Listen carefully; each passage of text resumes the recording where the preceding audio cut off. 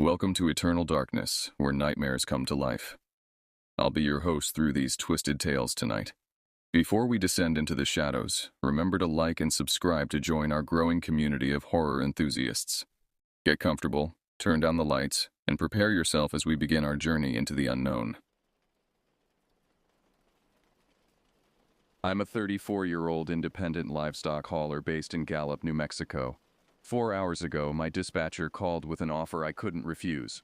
8 Angus steers needed transport from Sanders to a feedlot outside Kayenta before sunrise. Triple pay if I arrived before the desert heat settled in. The catch? To meet that deadline, I'd have to take Indian Route 13, a dirt corridor across Navajo Nation that local drivers avoid after dark. I'd heard whispered stories from other truckers at the Flying J, tales of drivers who took shortcuts through the reservation and returned pale, stammering about shadows that moved wrong, about sounds that didn't belong to any animal they knew. Most haulers laughed it off as campfire nonsense designed to keep competition away from lucrative overnight runs. I needed the money. My truck payment was overdue, and my ex-wife's lawyer had been calling about missed support checks.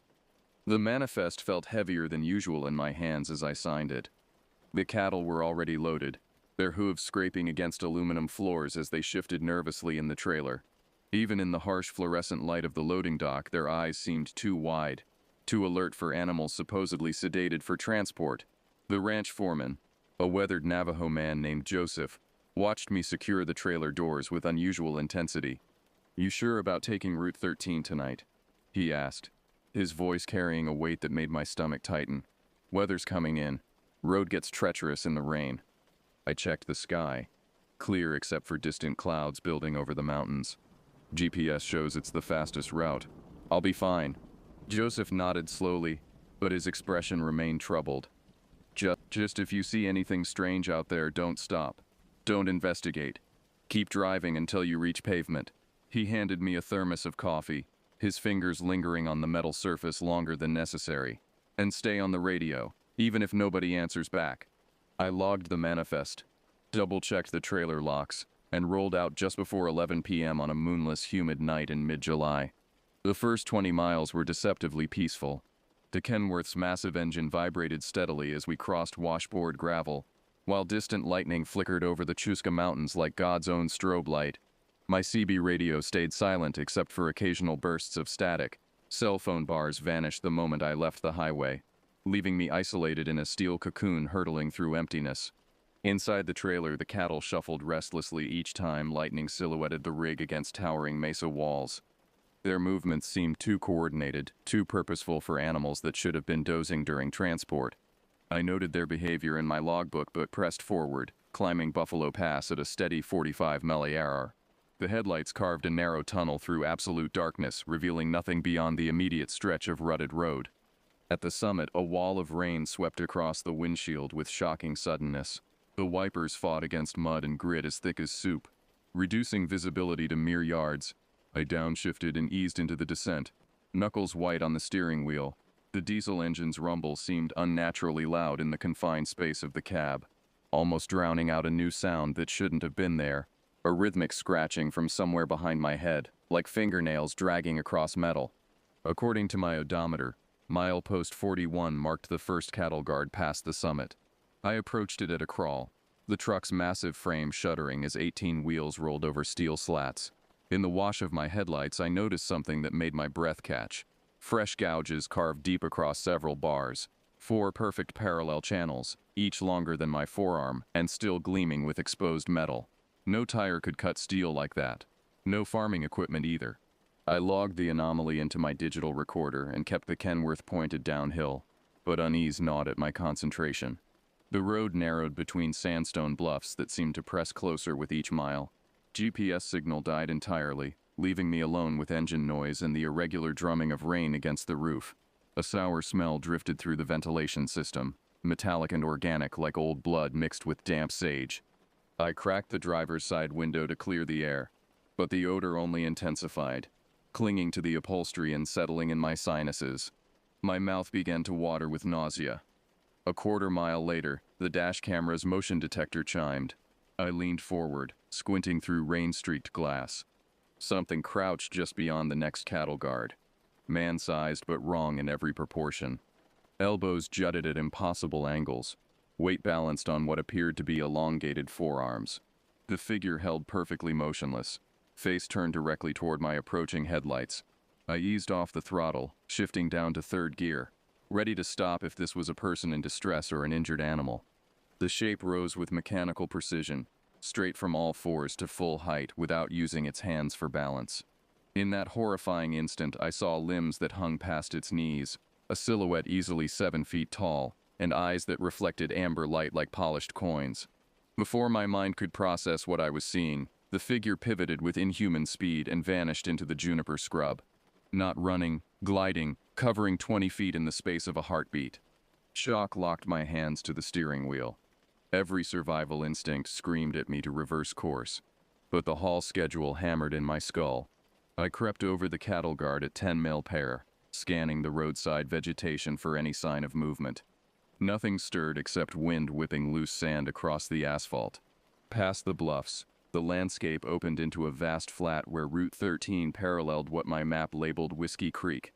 Lightning flickered behind me, casting the rig's elongated shadow across endless sage flats. The cattle began vocalizing in unison, not the usual lowing of transport stress, but sharp alarmed calls that penetrated the cab's insulation. Their hooves struck aluminum panels hard enough that impacts traveled through the frame into my seat. The trailer's infrared monitor lit up with heat signatures. 8 bovine shapes clustered near the forward gate, but for 3 seconds a 9th blob appeared near the rear doors, human-shaped but wrong in its proportions. The image flickered and vanished before I could adjust the display settings. Static erupted from the CB radio. A male voice cut through the white noise, speaking a single word in what sounded like Navajo before the transmission died. I grabbed the handset and tried a radio check. Silence answered. The metallic smell intensified until I could taste copper on my tongue, and my forearms began to tingle as if electricity danced across my skin. The Kenworth rumbled toward another cattle guard, its steel framework gleaming wet in the headlight beams. No figures waited this time, only parallel bars spanning the roadway like the ribs of some massive skeleton.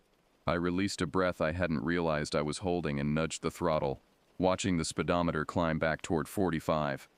2 minutes later, a sharp clang echoed along the trailer's roof, as if something substantial had struck the metal. I checked all mirrors. Nothing but rain-slicked surfaces and empty desert. The cattle resumed their agitated shuffling, and that sour organic smell grew stronger.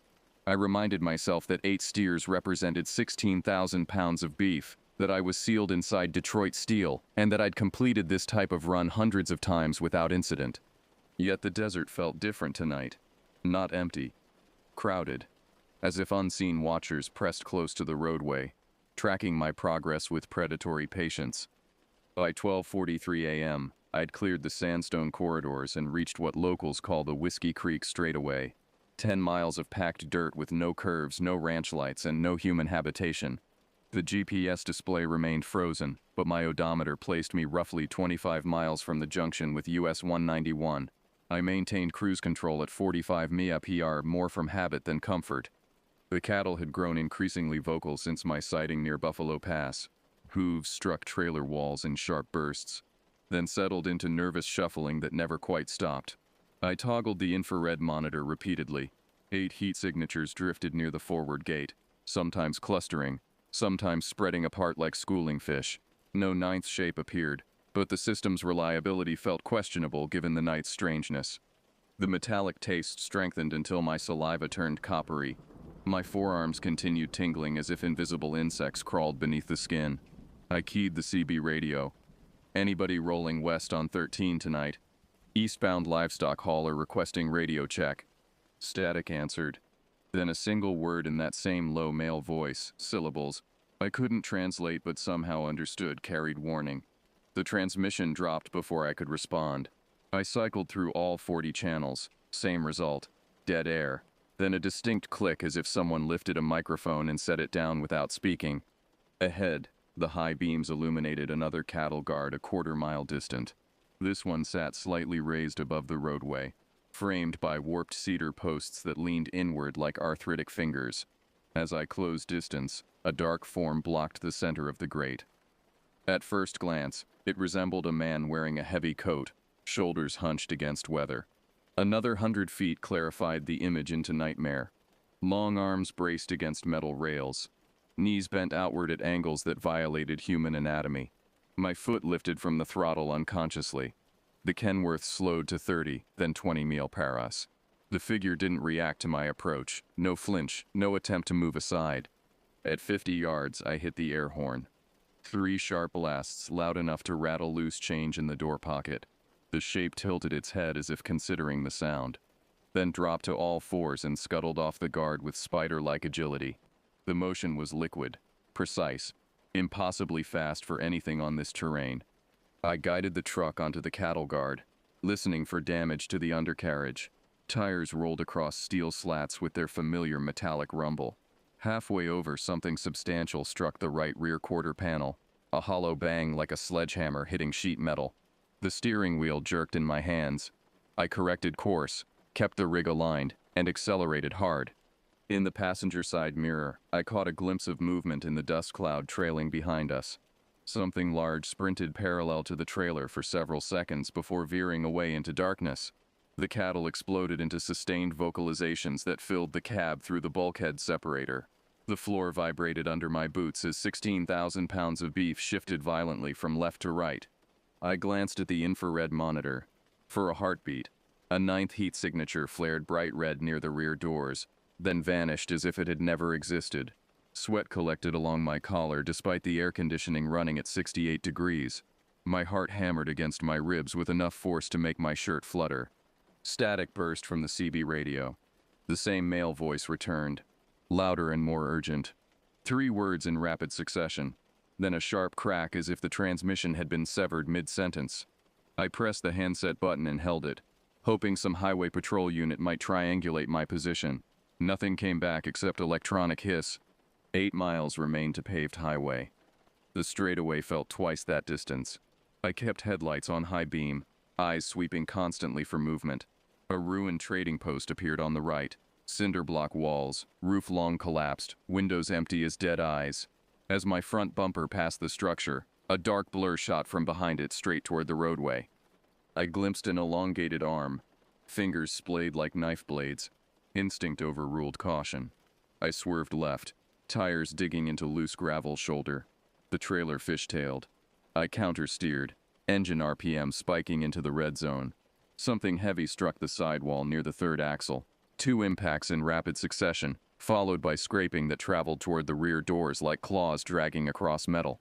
I wrestled the rig back onto the dirt lane, side mirrors vibrating so violently the images blurred into meaningless shapes. The cattle had fallen silent, but their heat signatures clustered tight against the forward gate as if seeking protection. I couldn't risk stopping. No tow truck or law enforcement unit could reach this location before dawn, and dawn felt impossibly distant. 3 miles to pavement. The communication tower's beacon glowed against low clouds like a lighthouse promising salvation. The copper smell faded, replaced by dust thick enough to coat my throat. Roof-mounted cameras showed nothing but static and brief flashes of distorted movement. Each flash suggested something large traversing the trailer's length, but holding my gaze on the monitors meant drifting off the narrow roadway. A final cattle guard marked the straightaway's end. I crossed it at 60 mph, reckless speed for washboard gravel, but desperation had replaced caution. No impact, no waiting figures. Beyond the grid, pavement curved south toward US 191, and orange light from the communication tower painted promise across dark clouds. Relief should have flooded through me, but tension remained coiled in every muscle. The trailer rocked once, twice, as if something substantial had shifted position on the roof and landed inside the cargo area. I focused on the tower beacon, knuckles locked white around the steering wheel. The final curve brought me to a strip of cracked asphalt. Sodium lamps from many farms' chapter house glimmered beyond a low rise. I downshifted to maintain traction on wet pavement, then accelerated again, pushing the engine past comfortable limits. A metallic clang landed somewhere near the rear doors, followed by absolute silence. The way station sign appeared like salvation itself. I hit the parking apron fast enough to bottom out the front suspension. Gravel sprayed against the scale house wall as I cut the engine and grabbed my flashlight. Outside, night air carried diesel fumes and cattle musk. Nothing else. Rain had softened to mist that beaded on my jacket. I swept the flashlight beam along the trailer roof. No movement, no signs of disturbance. Circling to the rear, I found the right-hand door hanging ajar by half an inch. The safety chain remained hooked, but the latch lever had been torn loose. 4 parallel gouges scored the aluminum skin from roofline to floor, each groove deep enough to insert 2 fingers. A wad of coarse black hair dangled from the upper hinge, matted with dried fluid the color of rust. Inside, the 8 steers crowded against the forward wall, eyes rolling white with terror. None were injured, none missing. I slammed the door and secured it with a spare bolt, hands shaking as I double-checked the pin. The way station's floodlights revealed only damp asphalt and empty scale lanes. A duty officer emerged from the doorway, coffee cup in hand, curiosity on his weathered face. Before he could ask questions, I raised a palm. Lost a roof strap on the dirt grade. Steers spooked, but I'm fine. He studied the claw marks in the metal, opened his mouth, then closed it. Under his breath came a single word in Navajo, the same tone I'd heard on the radio, carrying meanings I didn't want to understand. He waved me off the scale without demanding paperwork. I pulled the rig to an overnight slot, engine idling at low RPM. Dawn crept over Black Mesa, a thin orange line pushing back the cloud base. In growing light, the desert looked ordinary. Red sand flats, barbed wire fence lines, one gravel road leading back toward Buffalo Pass. Ordinary, except for the fractured sleeper window that held a handprint's impression, and the trailer door that still bled dark streaks where something with claws had tested aluminum strength. I reached for the trip manifest, studying the route that had seemed so profitable 12 hours earlier. The paper listed Sanders' departure, Kayenta arrival, and estimated runtime that should have had me unloading cattle by now. Instead, I folded the sheet twice and fed it into the scale house trash barrel, watching ink run in the drizzle. Flagstaff lay 6 hours west, all on maintained highway. The detour would burn fuel and time, but offered shoulders, traffic, and phone service. I climbed back into the cab, set the GPS for Interstate 40, and eased onto wet pavement. The cattle settled into exhausted silence. The cracked sleeper window stayed taped for the remainder of the trip. As sunrise cleared the horizon, I checked mirrors one final time. The trailer's gashes caught early light, dull silver against gray metal, then faded from view when I merged with northbound traffic. Indian Route 13 dropped behind a low rise and disappeared. I kept speed steady, hands positioned at 10 and 2, and told myself truck stops and overpasses made better company than shortcuts, regardless of how many hours they added to the journey. Some routes I'd learned, exact prices beyond time and fuel.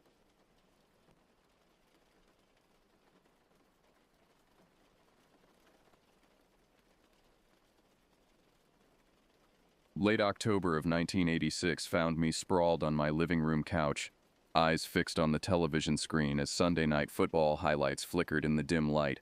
The house was quiet except for the announcer's voice and the occasional creak of settling wood. I'd been a deputy U.S. Marshal for nearly 4 years by then, working out of the Eastern Washington District, and I'd learned to appreciate these rare peaceful evenings. When the phone rang at 10:47 p.m., I knew immediately that peace was over. Nobody called that late unless something serious was brewing. I reached across the armrest and lifted the receiver, my gut already tightening with anticipation.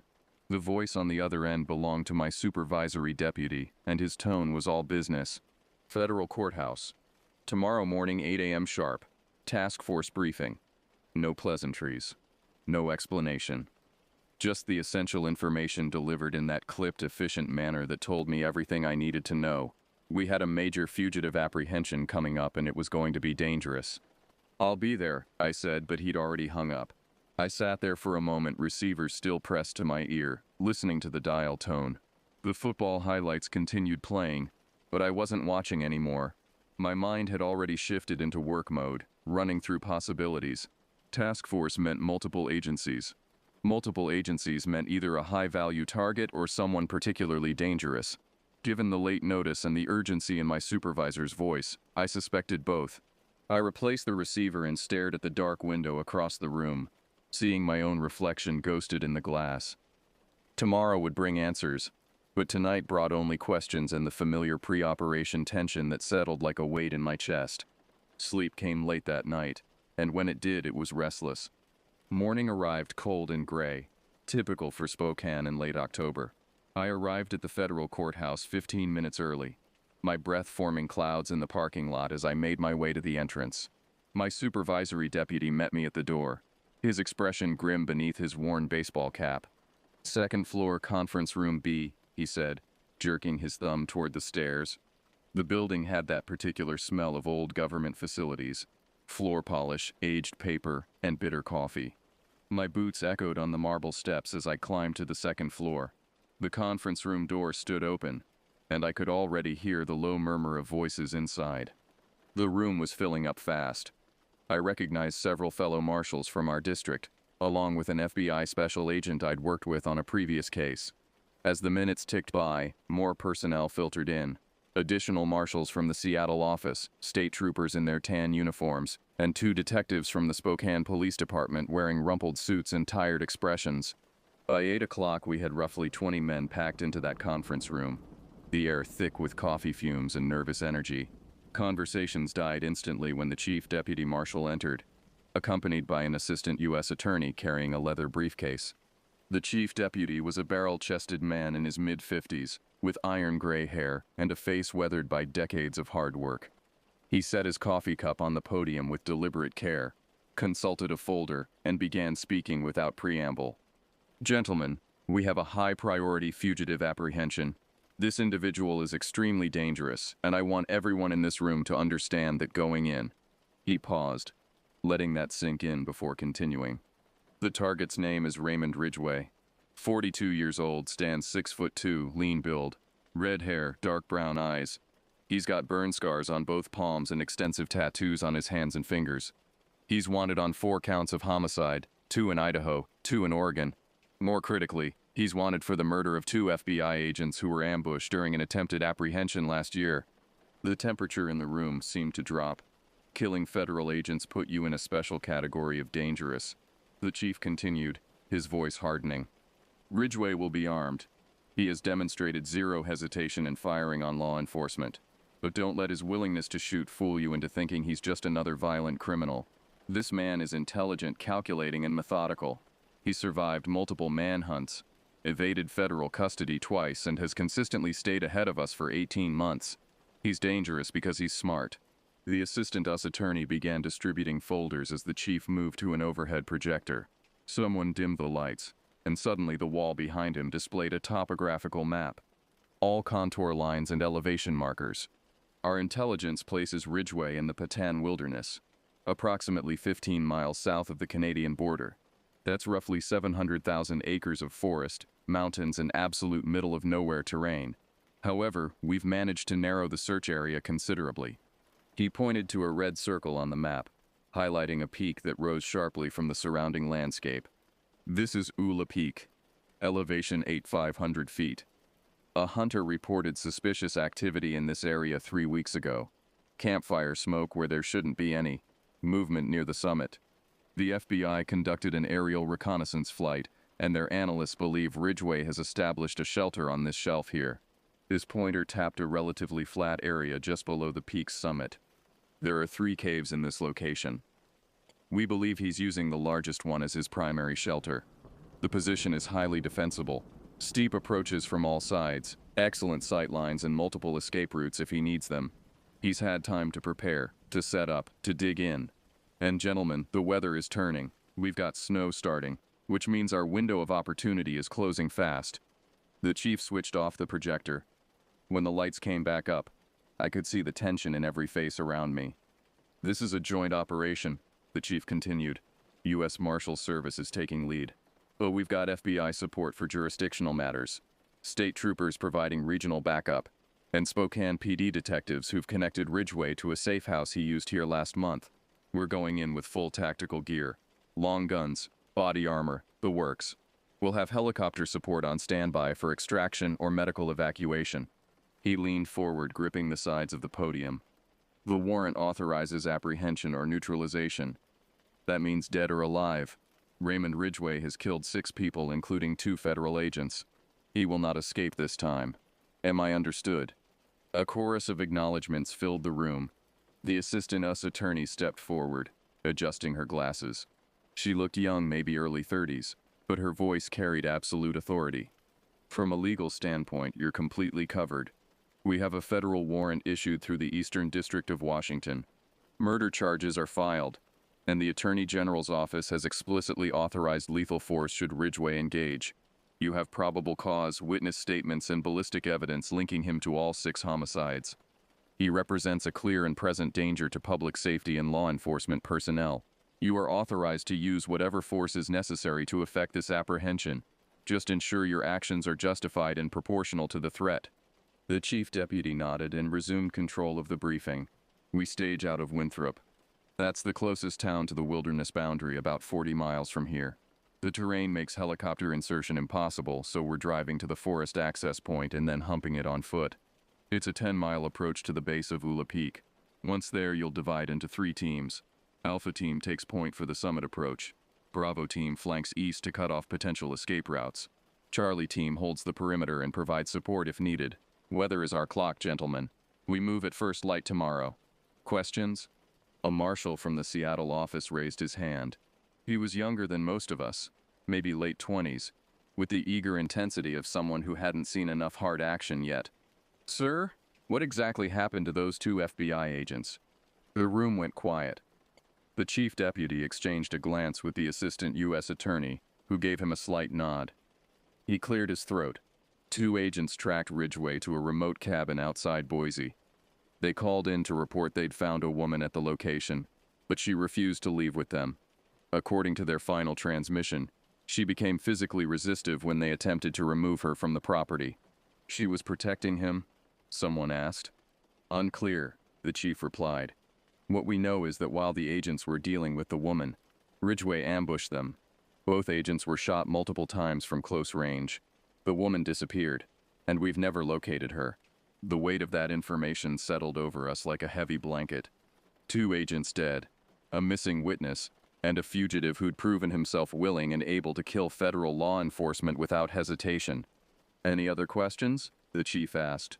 Silence. Good. Gear up. Brief your individual teams and get some rest tonight. I want everyone in Winthrop by dawn, ready to execute. Dismissed.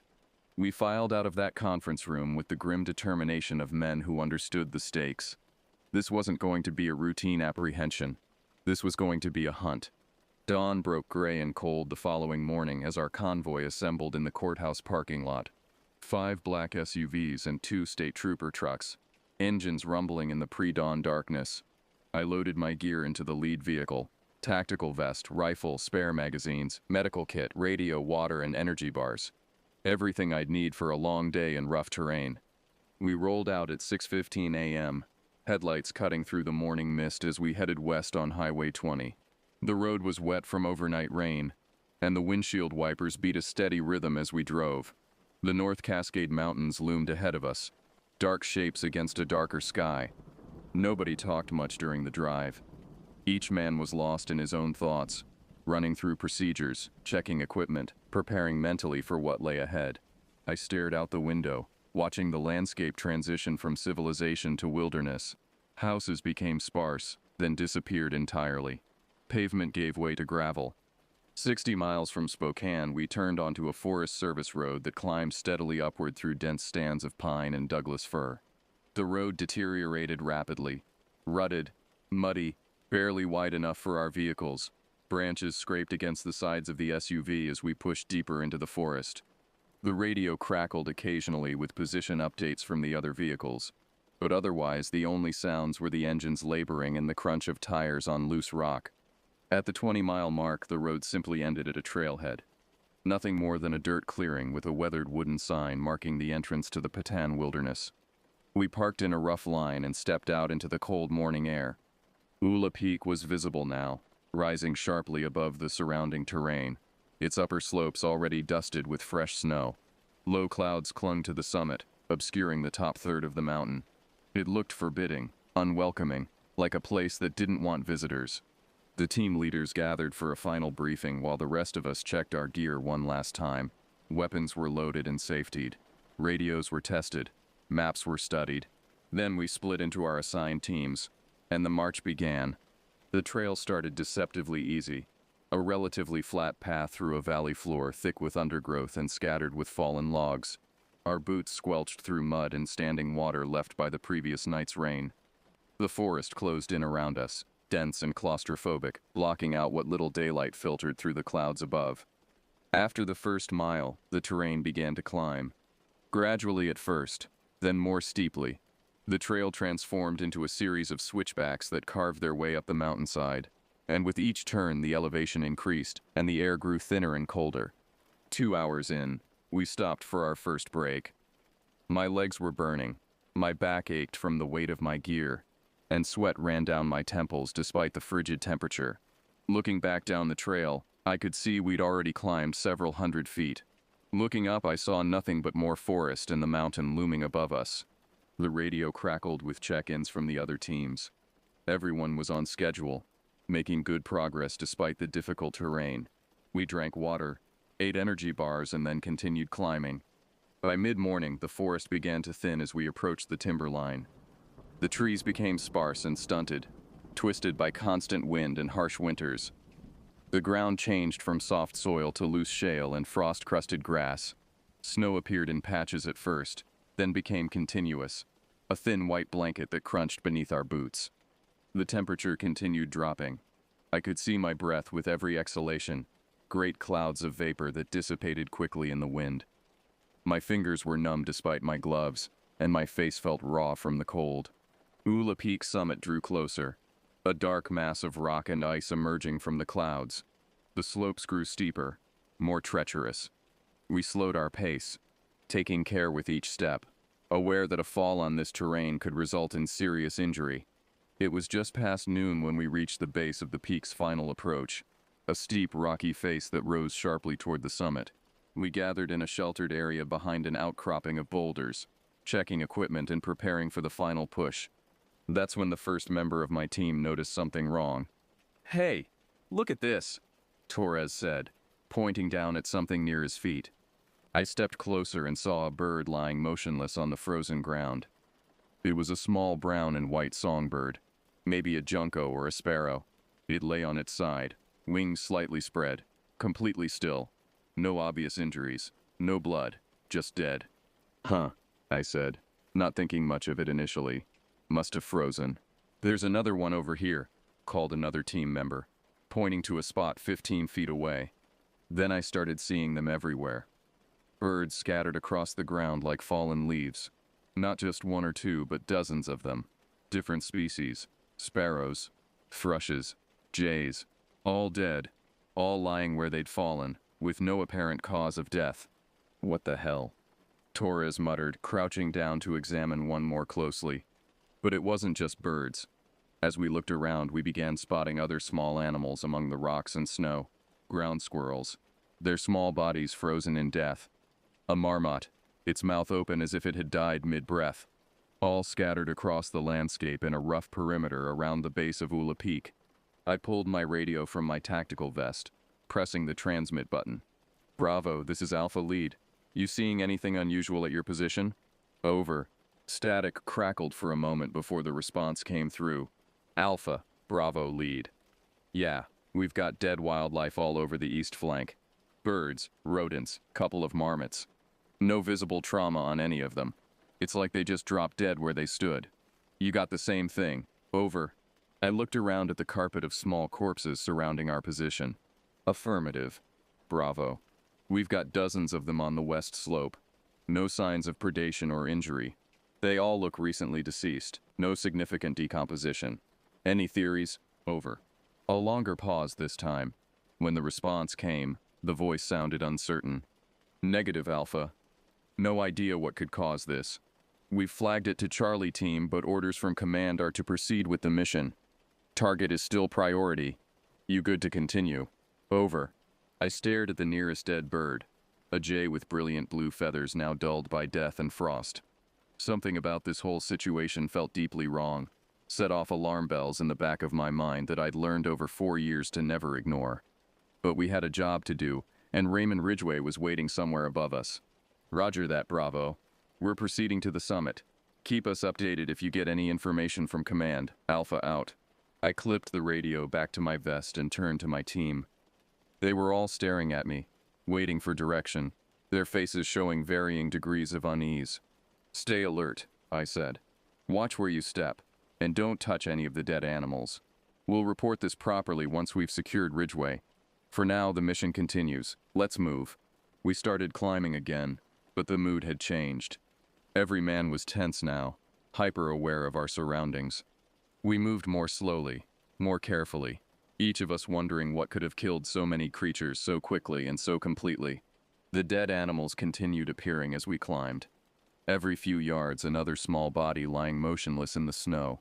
The higher we went, the more frequent they became, as if we were approaching some invisible epicenter of death. Nobody spoke. The only sounds were our labored breathing, the crunch of boots on snow and rock, and the wind whistling across the barren slopes. The summit was close now, perhaps only a few hundred feet above us, shrouded in those persistent low clouds. My hands were shaking and I told myself it was from the cold. But I knew better. Something was wrong on this mountain. Something that had nothing to do with the dangerous fugitive we'd come to apprehend. Something that killed indiscriminately and left no trace of its passage except these small silent bodies scattered across the frozen ground. We kept climbing, toward whatever waited for us at the top. We crested the final rise onto a shelf of relatively flat ground, approximately 200 yards from Ula Peak's true summit. The wind lessened here, blocked by a ridge of jagged rock that rose behind us. The clouds pressed close, reducing visibility to maybe 50 feet in any direction. Everything was gray and white and cold. Ahead, partially obscured by a massive slab of granite, I could see the dark mouth of a cave, a ragged opening in the rock face about 10 feet wide and roughly 6 feet tall. The entrance yawned like an open wound in the mountainside. My team spread out automatically, weapons raised, moving with the practiced precision of professionals. We advanced slowly, carefully, every sense on high alert. The only sound was the wind and the soft crunch of our boots on the frozen ground. Movement to my right. Charlie team emerged from the murk, their rifles tracking across our field of fire. Their team leader caught my eye and gave me a slight nod. We were all in position. Bravo team would be circling around to cover the far side, cutting off any potential escape route. We had Ridgeway boxed in. If he was indeed inside that cave, I signaled my team to halt about 20 feet from the entrance. We formed a loose semicircle, covering the opening from multiple angles. I could feel my heart hammering in my chest, adrenaline singing through my bloodstream. This was it, the culmination of months of investigation, coordination, and planning. "Federal agents," I shouted, my voice echoing off the rocks. "Raymond Ridgeway, come out with your hands visible." No response. Just the wind and the oppressive silence of the mountain. I waited 30 seconds, then repeated the command. Still nothing.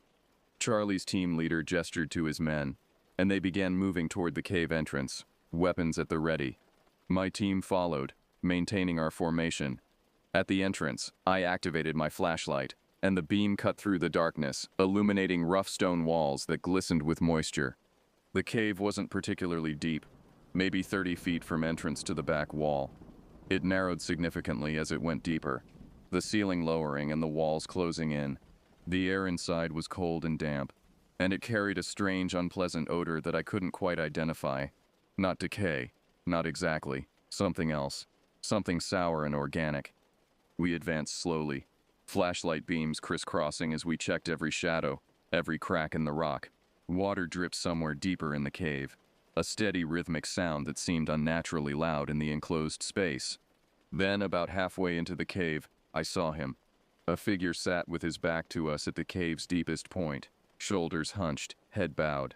Even from behind I could see the telltale red hair, matted and dirty, plastered against the back of his skull. He was thinner than the photographs had shown, gaunt almost, but there was no doubt about his identity. He was rocking slowly back and forth, a gentle swaying motion that seemed almost hypnotic. "Raymond Ridgeway," I shouted, my voice too loud in the confined space. "United States Marshals, put your hands behind your back and lie face down on the ground. Do it now." He didn't respond, didn't even acknowledge our presence, just continued that slow, rhythmic rocking motion. "Ridgeway," Charlie's team leader barked. "Down on the ground, hands behind your back. This is your final warning." Still nothing. No reaction whatsoever. It was as if he couldn't hear us, as if he existed in some private world that our words couldn't penetrate. I could see my team members exchanging nervous glances. This wasn't normal. Fugitives usually reacted when confronted. They either surrendered, tried to escape, or fought back. This complete lack of response was deeply unnerving. Torres, standing to my left, let his rifle hang from its sling and began moving forward slowly. Carefully, one hand extended toward Ridgway's shoulder. "Come on," Torres said quietly, almost gently. "Let's not make this harder than it needs to be. Just lie down and—" Torres's hand made contact with Ridgway's shoulder. What happened next occurred so quickly that my brain struggled to process it. The instant Torres touched Ridgway, his entire body went rigid. Not a flinch, not a jerk. A complete, instantaneous lockup, as if every muscle in his body had simultaneously contracted. His eyes went wide, so wide I could see white all around the irises. His mouth opened in a silent scream. Then he collapsed. Torres hit the cave floor hard, limbs spasming violently. His head snapped back and forth, cracking against the stone. His boots scraped and drummed against the ground in an arrhythmic tattoo. Foam began forming at the corners of his mouth, and a terrible gurgling sound came from his throat. "God!" someone shouted. "He's seizing!" Charlie's medic rushed forward, dropping to his knees beside Torres's convulsing form. The rest of us stood frozen, weapons still trained on Ridgway, unsure what to do, what had just happened. And then Ridgway moved. His head whipped around, and for the first time we saw his face.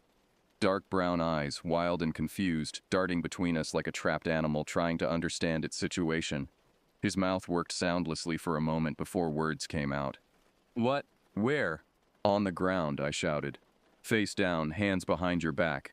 Do it now." His expression shifted rapidly through confusion, recognition, and then, impossibly, something that looked almost like a smile. Not a happy smile. Something else. Something unsettling. "Down." Multiple voices shouted simultaneously. This time he complied, slowly lowering himself to the cave floor, that strange smile still playing at the corners of his mouth. We moved fast, zip-tying his wrists behind his back with practiced efficiency, patting him down for weapons. He didn't resist, just lay there, that smile fixed on his face, staring at nothing. Behind us, Torres's seizures were intensifying. The medic had managed to get him on his side to prevent aspiration, but his body continued spasming violently. His pulse, when the medic checked it, was racing dangerously fast.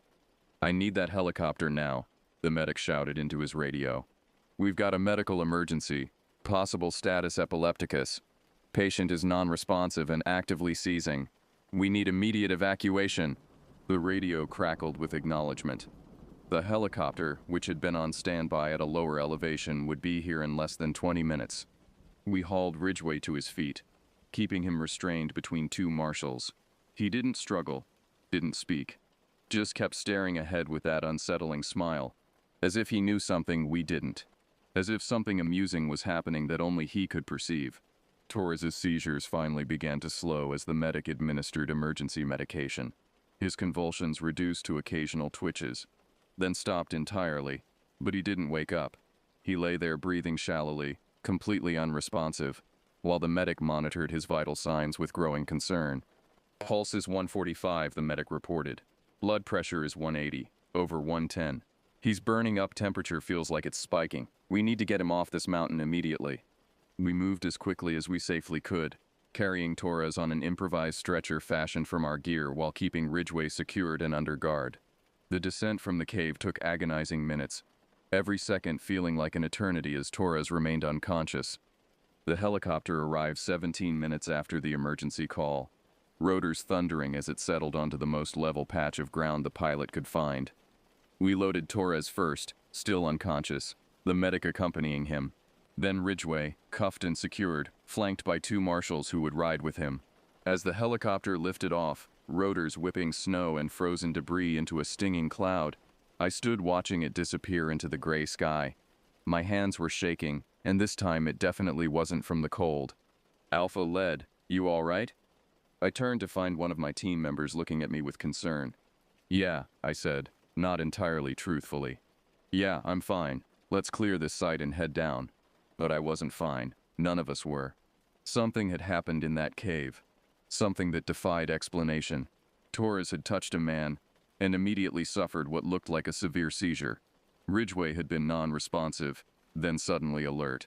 And all around us, dozens of small animals lay dead with no apparent cause. We conducted a cursory search of the cave, finding minimal supplies, some canned food, a sleeping bag, water containers. Nothing unusual. Nothing that explained what had happened. As we began the long hike back down Ola Peak, I couldn't shake the feeling that we were leaving something important behind. Something unanswered. Something dangerous. We reached Winthrop by nightfall, exhausted, cold, and deeply unsettled. The debriefing happened in a meeting room at the local sheriff's office, cramped, overheated, smelling of stale coffee and old paperwork. The chief deputy looked pleased. We'd apprehended Raymond Ridgway without firing a shot, and he was now in federal custody awaiting trial. From an operational standpoint, the mission was a complete success. But the questions hung over us like a storm cloud. "What about Torres?" I asked. The chief consulted his notes. "Still unconscious. They've got him in intensive care at Sacred Heart Medical Center in Spokane. The doctors induced a coma to control the seizures. They're running tests, but no diagnosis yet." "And the dead animals?" The chief shrugged. "Probably hunted for food. Ridgway was up there for weeks. He had to eat something." "Sir, those animals showed no signs of being killed. No trauma, no blood. They just looked dead. Deputy, we got our man. That's what matters. The rest is details for the after-action report." And that was it. The conversation moved on to logistics, paperwork, and operational procedures. The dead animals became a footnote. Torres's seizure became a medical anomaly. Ridgway's strange behavior became just another quirk of a disturbed mind. Torres woke up a week later with no memory of the operation. The last thing he remembered clearly was driving out toward the Patton Wilderness. Then nothing. The entire raid had been wiped from his mind like someone had taken an eraser to a chalkboard. The medical reports called it a sudden neurological event of unknown origin. The doctors theorized about epilepsy, about stress-induced seizures, about a 1 in a million coincidence of timing. They ran every test imaginable and found nothing conclusive. Eventually, they labeled it idiopathic, cause unknown, and moved on. Torres never returned to active duty. He took a desk assignment for 6 months, then transferred to another district. I heard through the grapevine that he left the service entirely a year later. I never spoke to him again. The warrant execution report that was filed barely mentioned the dead wildlife. One sentence, buried in the environmental conditions section. "Numerous deceased wildlife observed near suspect's location, likely hunted for sustenance." Nobody investigated further. Nobody collected samples or performed autopsies. Nobody tried to determine what had actually killed those animals. The bodies were left on the mountain to rot, their deaths unexplained and unmourned. Ridgway himself remained silent. He was arraigned, processed, and held in federal detention awaiting trial. Prison guards reported that he spent most of his time sitting on his bunk, rocking slowly back and forth, just like he'd been doing in that cave. He refused to speak to attorneys, investigators, or psychiatrists. The few times he did speak, his words made no sense, disconnected fragments that suggested either mental illness or something else entirely. His trial was brief. The evidence against him was overwhelming. He was convicted on all counts and sentenced to life imprisonment without possibility of parole. The last I heard, he was in a maximum security facility in Colorado, still rocking, still silent, still smiling, that unsettling smile. I continued working as a deputy U.S. Marshal for another 15 years after Ola Peak. I participated in dozens of high-risk apprehensions. I was involved in shootouts, manhunts, and situations where violence erupted suddenly and without warning. I saw terrible things and witnessed human nature at its worst. But nothing ever matched the eerie quality of what happened on that mountain. The dead animals haunt me most. Dozens of creatures, all dead within what must have been a short time frame, showing no signs of trauma or disease. They just died, as if something invisible had swept through that area and extinguished life indiscriminately. And Torres. The way his body locked up the instant he touched Ridgway, the immediate onset of violent seizures, the complete loss of memory. None of it made medical sense, but the official reports filed it away under coincidence and moved on. I've had almost 40 years to think about it now. I'm retired, living in a small house outside of Tucson, spending my days writing these memoirs, and trying to make sense of a long career in law enforcement. Most of the cases blur together after so many years, but Ula Peak remains crystal clear in my memory, every detail sharp-edged and precise.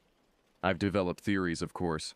Late at night, when sleep proves elusive, I lie awake and run through possibilities. Maybe there was something in that cave, some natural gas or toxin that affects brain function. Maybe that's what killed the animals and what triggered Torres's seizure when he got too close. But wouldn't the rest of us have been affected? Wouldn't the medics have detected something? Maybe Ridgway did something to those animals deliberately, some kind of poison or chemical agent. But why? And how would that explain Torres's reaction to simply touching him? Maybe it really was just a series of strange coincidences. Animals dying of natural causes, Torres having an undiagnosed seizure disorder that manifested at the worst possible moment. Maybe there's no mystery at all, just my mind searching for patterns where none exist. But I don't believe that. I've learned to trust my instincts over nearly 2 decades in law enforcement, and my instincts tell me that something happened on Ula Peak that defied conventional explanation. Something was present in that cave, or in Ridgway himself, that we didn't understand and still don't. The easy answers never satisfied me. The official reports, with their clinical language and bureaucratic dismissals, feel like lies of omission. They acknowledge the facts while carefully avoiding any implications that might prove uncomfortable or unexplainable. What bothers me most is the deliberate lack of curiosity. A federal agent suffers a violent, inexplicable seizure during a high-profile apprehension, and nobody seems interested in understanding why. Dozens of animals lie dead with no apparent cause, and nobody investigates. It's as if there was an unspoken agreement to simply move on, to not ask questions that might not have acceptable answers. I think that's what truly stuck with me about the whole incident. Not the strangeness itself, but the institutional response to it. The way it was all filed away, minimized, forgotten. The way uncomfortable truths were buried under bureaucratic language and professional indifference. It made me realize something that I'd probably always known but never articulated. The same agencies that protect us from dangerous people also protect us from dangerous knowledge. And sometimes, maybe often, they decide it's better for everyone if certain things remain unexplained. I think about Torres sometimes, wondering if he's grateful for the memory loss or frustrated by it. Does he lie awake at night knowing that something significant happened to him but unable to remember what? Or has he moved on completely?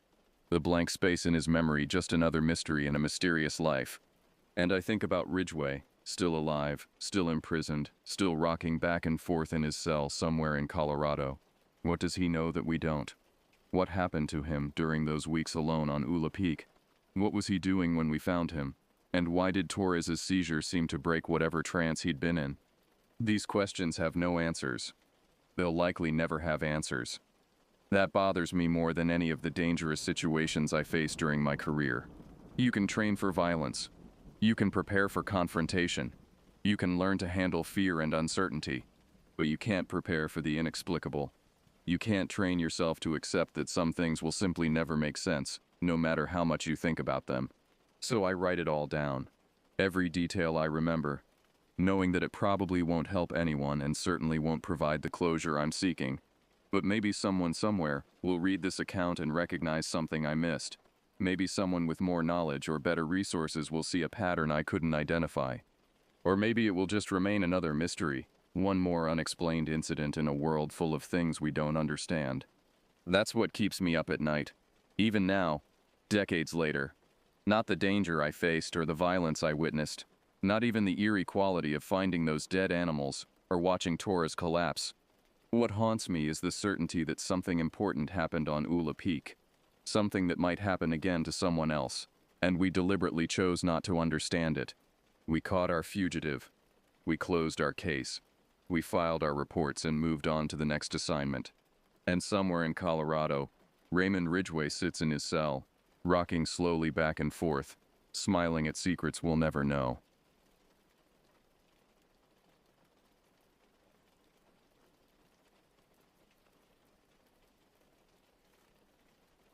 My name is Victor Brooks, and I am 73 years old. I've been a park ranger at Blackwood National Forest in Idaho for the past 15 years. Most people think a job like mine is all about serene landscapes and peaceful walks through the woods. And most of the time, they'd be right. I spend my days educating hikers, checking trails, and making sure our little corner of nature stays pristine. I've got a wife, Eleanor, and a teenage son, Max, who roll their eyes every time I start a story with back when I was out in the woods. But this one, I've never told them. It's not your typical ranger tale. What I'm about to share will make you question everything you thought you knew about the natural world and the creatures that inhabit it. It all started on an unusually warm fall day. The kind that makes you think summer isn't quite ready to let go. The leaves were just beginning to turn, splashing the forest with hints of gold and crimson.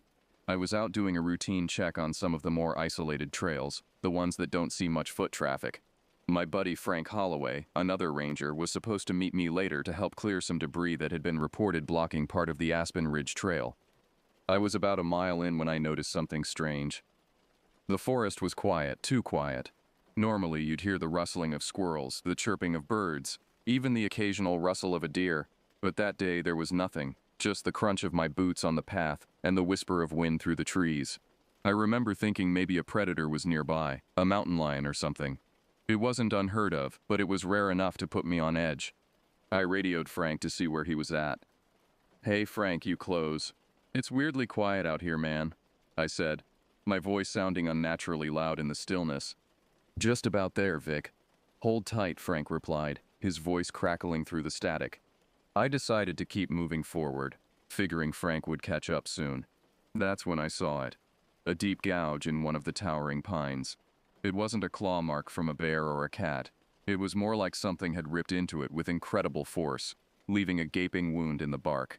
The exposed wood was pale, almost white, contrasting sharply with the dark, rough exterior. The hairs on the back of my neck stood up. I called Frank again, my voice tight with tension. "Frank, you gotta see this. It's like something shredded this tree. Never seen anything like it." "On my way," he said, sounding more serious this time. As I stood there waiting, I started to feel uneasy. It was that gut feeling you get when you know something's off but can't quite put your finger on it. The silence seemed to press in around me, heavy and oppressive. I found myself straining to hear any sound, any sign of life in the forest. Then I heard it, a faint rustling in the underbrush, followed by a low, almost imperceptible hum. It was unlike anything I'd ever heard before. Not quite mechanical, not quite organic. It set my teeth on edge and made my skin crawl. My hand went to the can of bear spray on my belt. Not much, but it was something. Frank arrived a few minutes later, puffing slightly from the hike. He was a big guy, built like a linebacker with a thick beard and kind eyes. But right now, those eyes were wide with shock as he took in the damaged tree. "What the hell, Vic? That tree looks like it went through a shredder," he said, running a hand over his beard. "I know," I said, holding up a hand for silence. The hum had stopped, but the eerie quiet remained. "Did you hear anything on your way up here? Any animals?" Frank shook his head slowly. "Now that you mention it, no. It's like the whole forest just shut down." We decided to follow the path deeper into the forest. Our curiosity piqued, and a sense of duty urged us on. As we walked, we started finding more signs of something.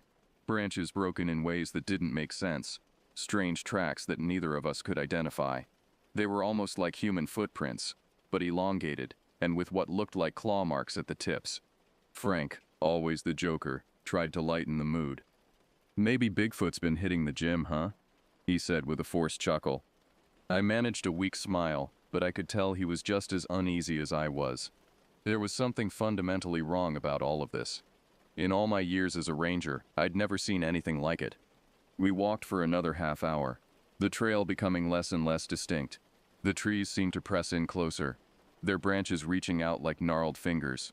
The light took on a strange quality, filtered through the canopy in a way that made everything look slightly off, like we'd stepped into some twisted fairy tale version of our familiar forest. Finally, we reached a small clearing. In the middle of it, we saw something that made our blood run cold. A tent, or what was left of it, shredded and scattered like confetti. There were no signs of its occupants, just a couple of backpacks also torn open, with their contents strewn about. It looked like someone or something had gone through them in a hurry. I picked up a wallet lying in the dirt, my hands shaking slightly. The ID inside belonged to a Michael Carpenter from Boise. "Frank, we need to call this in. People are missing," I said, already reaching for my radio. Before I could make the call, we heard that hum again. Louder this time, coming from the trees behind us. We turned around slowly, our eyes scanning the dense forest. And then we saw it. At first it was just a shadow, a vague outline that seemed to shift and change as we looked at it. But as it stepped into the clearing, the details became horrifyingly clear. It was humanoid, but not human. Its skin was a mottled gray, stretched tight over a skeletal frame that seemed too tall, too thin to be natural. Limbs that were just a bit too long, joints that bent in ways they shouldn't. But it was the face that haunted me. Eyes like black voids, impossibly deep and dark, staring right at us. It had no mouth, but the hum seemed to emanate from its entire body, vibrating the air around it. The creature cocked its head as if studying us, and I felt a wave of cold dread wash over me. This was something ancient, something that didn't belong in our world. Frank and I stood frozen, unable to move or speak. Time seemed to stretch, seconds feeling like hours as we stared at the impossible being before us. Then, with a sudden burst of speed that belied its gangly frame, it lunged at Frank. Frank barely had time to scream before it was on him. I watched in horror as it tore into him with its long clawed fingers. Blood sprayed, and Frank's screams echoed through the trees, a sound of pure terror and agony that I knew would haunt my nightmares for years to come. I snapped out of my paralysis and fumbled for the bear spray, my hands shaking so badly I could barely grip the canister. I managed to hit the creature with a full blast, but it barely seemed to notice. It turned its head towards me, those black eyes boring into my soul, and I felt a wave of alien consciousness brush against my mind. In that moment, I understood that this thing wasn't just a predator. It was something else entirely, something our human minds couldn't begin to comprehend. I did the only thing I could think of. I ran. I ran like I'd never run before, crashing through the underbrush, not caring about the cuts and scrapes from branches and thorns. I could hear it behind me, the hum growing louder, but I didn't dare look back. My lungs burned. My legs felt like lead, but I kept going. I had to reach the ranger station, had to get help. Bursting out of the forest, I stumbled onto the main trail and nearly collapsed. Another hiker, a young guy I'd later learn was named Alex Tanner, saw me and rushed over. "Jesus, man, what happened?" he asked, grabbing my arm to steady me. "No time to explain," I gasped, my heart pounding so hard I thought it might burst out of my chest. "We need to get to the station, now." Alex didn't argue. We made it to the station, and I slammed the door behind us, bolting it shut. I grabbed the radio and called for backup, my voice shaking uncontrollably. "Mayday, Mayday. This is Ranger Victor Brooks at Blackwood Station. We have an emergency. Frank Holloway is down, and there's something out there. We need help. Now." The response was immediate. Other rangers and local authorities mobilized quickly, and within the hour, the area was swarming with law enforcement and search teams. They found Frank's body, or what was left of it. The sight was grisly, and I had to look away. The memory of my friend's final moments was seared into my brain, a horror I knew I'd never be able to shake. The search for the creature turned up nothing. No tracks, no signs, nothing. It was as if it had vanished into thin air. The forest, which had been so silent, seemed to come back to life as the sun set, the usual sounds of nature returning as if nothing had happened. I gave my statement recounting everything I'd seen, but I could tell by the looks on their faces that they were skeptical. I couldn't blame them. If I hadn't seen it myself, I wouldn't have believed it either. They chalked Frank's death up to a bear attack, despite the lack of evidence to support it. No one wanted to entertain the idea of something unknown lurking in the forest. I took a leave of absence after that. Spent a lot of time with Eleanor and Max trying to process what had happened. I didn't sleep well for weeks, haunted by the image of that thing in Frank's final moments. Every time I closed my eyes, I saw those black voids staring back at me, felt that alien touch on my mind. The forest called me back eventually. It's my home, my sanctuary, and I couldn't stay away forever. But I'm more cautious now. I stick to the well-traveled paths, and I'm never out there alone. I've tried to forget what happened, to move on, but some things you just can't shake. And sometimes, late at night when the world is quiet and I'm alone with my thoughts, I think I hear that hum again, faint and distant, reminding me that some things are best left unexplored. Life goes on, and the forest remains. But I'm not the same man I was. I've seen something that defies explanation, something that makes me question everything I thought I knew about the world. And maybe that's the scariest part of all, that there are things out there lurking in the shadows that we may never understand, things that watch us from the darkness, waiting for their moment to strike. But my story doesn't end there. Oh no, that was just the beginning. The encounter with that thing in the forest was only the first ripple in a pond of strangeness that would soon engulf my life.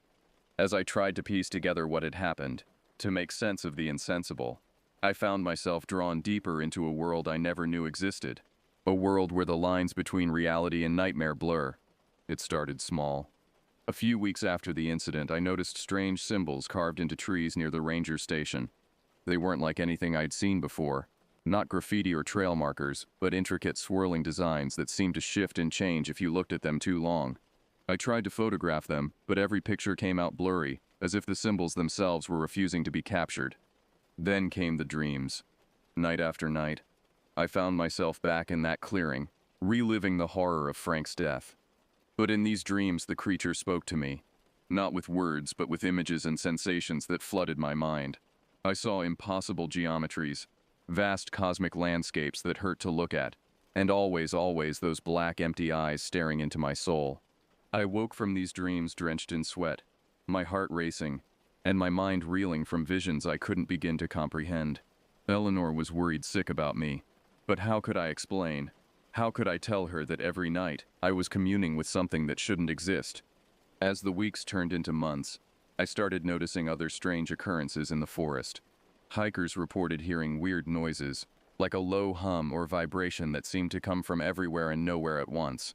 Animals were found dead with no apparent cause, their bodies twisted into unnatural shapes, and there were the disappearances. Not many, but enough to be noticeable. People would go into the forest and simply never come out. I tried to warn my superiors, to make them see that something was terribly wrong in Blackwood National Forest, but they didn't want to hear it. Tourism was up, ironically enough. It seemed that rumors of strange occurrences had turned our quiet corner of Idaho into a hotspot for thrill seekers and paranormal enthusiasts. One day, about 6 months after my encounter, I met someone who would change everything. Her name was Dr. Evelyn Marsh, a cryptozoologist who had come to Blackwood to investigate the recent string of anomalies. At first, I was skeptical. I'd dealt with enough UFO hunters and Bigfoot chasers to last a lifetime, but there was something different about Dr. Marsh. She listened to my story without judgment, her keen green eyes taking in every detail. "Mr. Brooks," she said when I'd finished recounting my experience, "what you encountered isn't unique to Blackwood. There have been similar sightings all over the world throughout history. What you saw, we call them the Pale Ones." I felt a chill run down my spine at the name. "What are they?" I asked, not sure I wanted to know the answer. Dr. Marsh's expression was grim. "We're not entirely sure. Some believe they're interdimensional beings. Others think they're some kind of highly evolved predator that's managed to stay hidden from humanity. What we do know is that they're dangerous, and they're becoming more active." Over the next few weeks, Dr. Marsh and I worked together, combing through old reports, interviewing witnesses, and exploring some of the more remote areas of the forest. We found more of those strange symbols, always in places where the veil between our world and whatever lay beyond seemed thinnest. But it wasn't until we ventured deep into the heart of the forest, to a place the local Native American tribes had long considered taboo, that we truly began to understand the scope of what we were dealing with. It was a cave, hidden behind a waterfall that wasn't on any of our maps. The entrance was narrow, barely wide enough for a person to squeeze through, but it opened up into a vast chamber that took our breath away. The walls were covered in paintings, some so old they were little more than faded smears of pigment, others so fresh the paint was still wet. They told a story, a history of encounters between humans and the Pale Ones, stretching back thousands of years. There were depictions of rituals, of sacrifices made to appease these entities. And there, in the center of it all, was an image that made my blood run cold. A tall skeletal figure with black empty eyes, the same creature I had seen in the forest. As we stood there trying to process what we were seeing, we heard it, that familiar hum, growing louder by the second. Dr. Marsh and I looked at each other, our flashlights trembling in our hands. "We need to leave," I said, my voice barely above a whisper. "Now." But it was too late. The hum had become a deafening roar, and the air itself seemed to ripple and distort. And then they appeared. Not one, but dozens of the pale ones, materializing out of thin air, their black eyes fixed on us with an intensity that froze me to the spot. What happened next is still a blur. I remember Dr. Marsh shouting something, her voice lost in the cacophony of alien sounds. I remember running, stumbling through the darkness of the cave, the scrabble of inhuman feet behind us. And I remember emerging into the sunlight, gasping for air, certain that at any moment, cold, skeletal hands would close around my throat. But they didn't follow us out of the cave. When we finally dared to look back, the entrance had vanished, as if it had never existed at all. Dr. Marsh and I made our way back to civilization in silence, both of us trying to come to terms with what we'd seen. It was only when we reached the ranger station, the familiar surroundings grounding us somewhat, that we dared to speak about our experience. "What do we do now?" I asked, my voice hoarse from the ordeal. Dr. Marsh ran a hand through her disheveled hair, her face pale but determined. "We need to tell someone. This is bigger than us, Victor. Much bigger. But who would believe us? We had no evidence, no proof of what we'd seen. The cave had vanished, taking with it any chance of documenting our discovery. We were left with nothing but our memories and a growing sense of dread. Over the next few weeks, Dr. Marsh and I tried to continue our research, but it was clear that our encounter in the cave had changed things. The forest felt different now, as if it was holding its breath, waiting for something. The strange occurrences increased in frequency and intensity. More hikers went missing, their belongings found scattered and torn, just like that first campsite I discovered with Frank. And then there were the dreams. Every night I found myself back in that cave, surrounded by the pale ones. But now, instead of just observing, they seemed to be trying to communicate. Images and sensations flooded my mind. Visions of other worlds, of vast cosmic entities beyond human comprehension. I saw the history of our planet from their perspective, watched as they shaped and influenced human civilization from the shadows. I woke each morning exhausted, my mind reeling from information it couldn't possibly process. Dr. Marsh was experiencing similar dreams, and we spent hours comparing notes, trying to make sense of what we were being shown. It was during one of these sessions that we had our breakthrough. We realized that the symbols we'd been seeing throughout the forest weren't just random markings. They were a language, a way of communicating across dimensions, and with our newfound understanding, we began to decipher their message. What we uncovered was terrifying. The Pale Ones weren't just visiting our world. They were preparing to invade it. The increase in activity, the disappearances, it was all part of a larger plan. They were testing our defenses, probing for weaknesses in the fabric of reality. Armed with this knowledge, we knew we had to act. But who would believe us? We needed proof, something tangible that we could show to the authorities, and so, against our better judgment, we decided to venture back into the forest, back to where it all began. We set out at dawn, our backpacks loaded with cameras, sensors, and every piece of scientific equipment Dr. Marsh could get her hands on. The forest was eerily quiet as we made our way deeper into its heart, following the trail of symbols that only we could now understand. As we approached the area where I'd first encountered the Pale One, the air began to thicken, shimmering like a heat haze. Our equipment went haywire, needles spinning and screens flickering with impossible readings. And then we heard it, that familiar hum, growing louder with each passing second. "Victor," Dr. Marsh said, her voice tight with fear, "I think we've made a terrible mistake." Before I could respond, the world around us seemed to tear apart. Reality itself buckled and warped, and through the rifts we saw them coming. Not just one or two, but an army of Pale Ones, their skeletal forms pouring through from whatever nightmarish dimension they called home. We ran. God help us, we ran as fast as we could, but it wasn't fast enough. I could feel them behind us, their alien presence pressing against my mind, trying to slow us down, to make us turn and face them. I don't know how we made it back to the ranger station. Everything after that is a blur of alarms, of panicked radio calls, of trying to explain to disbelieving colleagues what was coming for us all. By the time the military arrived, it was almost too late. The Pale Ones had spread beyond the forest, their influence seeping into nearby towns. People were changing, their eyes growing dark and empty, their bodies twisting into pale, elongated shapes. The battle that followed was like nothing I could have imagined. Human weapons seemed to have little effect on the pale ones, passing through them as if they were made of smoke, but they had no such limitations. I watched in horror as soldiers were torn apart by invisible forces, their screams cut short as they were dragged into rifts in reality. Dr. Marsh and I did what we could, using our limited understanding of the Pale One's language to try and close the portals they were using to enter our world. It was desperate, dangerous work, and more than once I thought we were done for. In the end, it was Dr. Marsh who saved us all. She realized that the symbols, the language of the Pale Ones, could be used against them. With the help of a team of linguists and physicists, she created a device that broadcast a signal in their own language, a command to retreat, to return to their own dimension. The effect was immediate and terrifying. The Pale Ones writhed and twisted, their forms blurring as they were forcibly pulled back through the rifts. The air was filled with an unearthly shrieking as they fought against the command, but in the end they couldn't resist. As suddenly as it had begun, it was over. The rifts closed, the hum faded, and the forest was left in eerie silence. The cost had been high, too high.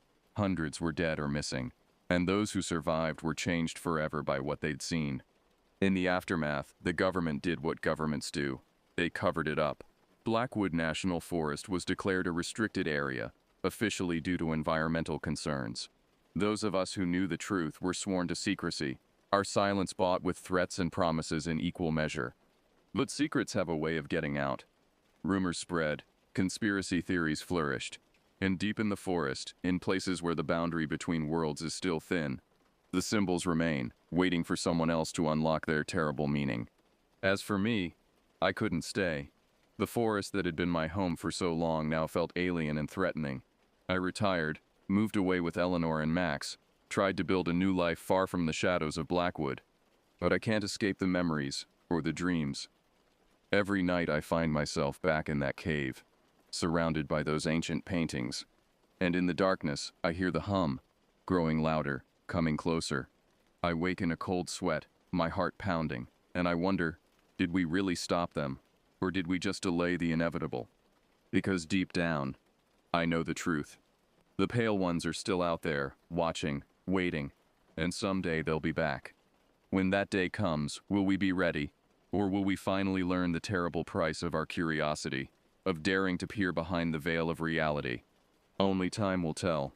But until then, I'll be here, keeping watch, ready to sound the alarm. Because someone has to remember, someone has to be prepared. The forest may be silent now, but the whispers in the darkness are growing louder, and the Pale Ones are getting restless.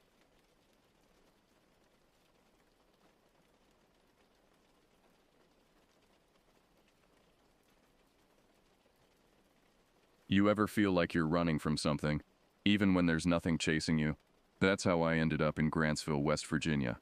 You probably haven't heard of it. It's one of those blink and you'll miss it towns tucked deep in the hollers of Appalachia. Figured if I was going to disappear, might as well do it properly. Name's Ryland, by the way. Ryland Hurst. Just another face in the crowd, or so I thought. Turns out, fate had other plans for me in those West Virginia hills. Now I'm not going to lie. Things kind of went sideways before I even got to Grantsville. You ever had one of those drives where everything that can go wrong does? Flat tire, busted headlight, some deer that decided playing chicken with my beat-up Corolla was a great idea.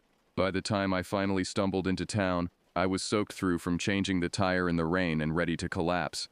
Lucky for me, there was an old inn right on Main Street. Creaky looking, but lit up like a beacon of hope. The sign above the door read, Beatrice's Inn and Cafe, in faded, peeling paint. I stumbled in, dripping on the floorboards, and probably looking half crazed. The lady behind the counter, Beatrice herself I assumed, was built like a linebacker but smiled like your grandma. She didn't bat an eye at the puddle I was forming. Just handed me a room key and pointed me towards the stairs. "Rough night, hon?" she asked, her voice warm and sympathetic. I nodded, too exhausted to form words. She just smiled and added, "Well, you're safe now. Nothing bad ever happens in Grantsville." Looking back, I should have paid more attention to the way her smile didn't quite reach her eyes when she said that. But at that moment, all I cared about was getting horizontal on something that wasn't my car seat. The room was small but clean, with a quilt-covered bed that looked like heaven after hours on the road. I barely managed to kick off my shoes before collapsing onto it, the events of the day swirling in my mind. As I drifted off to sleep, I could have sworn I heard something, a low, mournful sound, like the wind howling through trees. But there was no wind that night, just the steady patter of rain on the window. I chalked it up to my overtired brain and let exhaustion pull me under. Little did I know, that sound was just the beginning, the first whisper of the horror that awaited me in the shadows of Grantsville. I woke the next morning to sunlight streaming through threadbare curtains, and the smell of coffee and bacon wafting up from downstairs. For a moment I forgot where I was, the events of the previous night a blur. Then it all came flooding back, the long drive, the rain, the strange town I'd stumbled into. Groaning, I rolled out of bed and made my way to the small bathroom attached to my room. The face that stared back at me from the cracked mirror looked haggard. Dark circles under my eyes and a day's worth of stubble on my chin. I splashed some water on my face, trying to wake up fully. As I dried off, I caught movement in the mirror, out of the corner of my eye. I whirled around, heart suddenly racing. But the bathroom was empty. Just my imagination playing tricks on me, I told myself. Still, I couldn't shake the feeling of unease that settled over me. Deciding I needed coffee, and a lot of it, I headed downstairs to the inn's cafe. The place was bustling, filled with locals chatting over steaming mugs and plates piled high with food. Beatrice was behind the counter, pouring coffee and calling out orders with the efficiency of someone who'd been doing this for decades. I slid onto a stool at the counter, and Beatrice appeared in front of me like magic, coffee pot in hand. "Sleep well, hon?" she asked, filling a mug and sliding it towards me. I nodded, wrapping my hands around the warm ceramic.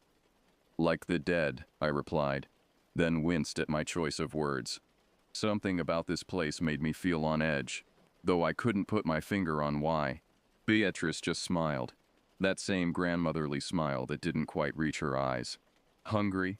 Our biscuits and gravy are famous around these parts." I agreed, more out of politeness than actual hunger, but when the food arrived, I found myself digging in with gusto. The biscuits were fluffy and light, the gravy rich and peppered with chunks of sausage. It was comfort food at its finest, and I felt some of the tension from the night before start to ease. As I was finishing up my second cup of coffee, the bell over the door jingled. An older man walked in, tall and lean with a weather-beaten face that spoke of years spent outdoors. He nodded to Beatrice, who was already pouring him a cup of coffee, then settled onto the stool next to me. "Morning, Beatrice," he said, his voice gravelly. "Who's our new friend here?" Beatrice introduced us. "Arlo, this is Ryland. Just rolled into town last night. Ryland, meet Arlo. He knows these hills better than anyone." Arlo turned to me, his pale blue eyes sharp and assessing. "That's so. What brings you to our little corner of nowhere, Ryland?" I hesitated, not sure how much to share, but something about Arlo's direct gaze made me want to open up. Just needed a change of scenery, I guess. Thought I'd drive until I found somewhere quiet. Arlo nodded slowly, a knowing look in his eyes. "Running from something, are you? Or maybe someone?" I felt a chill run down my spine at his words. How could he know? I'd told no one about my reasons for leaving, hadn't even hinted at the mess I'd left behind. Seeing my discomfort, Arlo's expression softened slightly. "Don't worry, son. We all have our reasons for ending up in places like Grantsville. This town, it has a way of calling to those who need it." I didn't know how to respond to that, so I just nodded and finished my coffee. As I stood to leave, Arlo spoke again, his voice low and serious. "Word of advice, Ryland? The mountains around here, they've got their own way of keeping things quiet. But sometimes the silence can be deafening. Be careful where you wander." With that cryptic warning, he turned back to his coffee, effectively dismissing me. I left the cafe feeling unsettled, Arlo's words echoing in my mind. As I stepped out onto Main Street, I took a moment to really look at Grantsville in the light of day. It was a small town, the kind where everyone knows everyone else's business. The buildings were a mix of old and older, some dating back to what looked like the early 1900s. The street was lined with small shops, a general store, a hardware store, a tiny post office. But what really caught my attention were the mountains looming on all sides. They seemed to press in on the town, dark and forbidding. I found myself thinking of Arlo's warning, wondering what secrets those peaks might hold. Shaking off the feeling of unease, I decided to explore a bit. I needed to stretch my legs after the long drive, and maybe a walk would clear my head.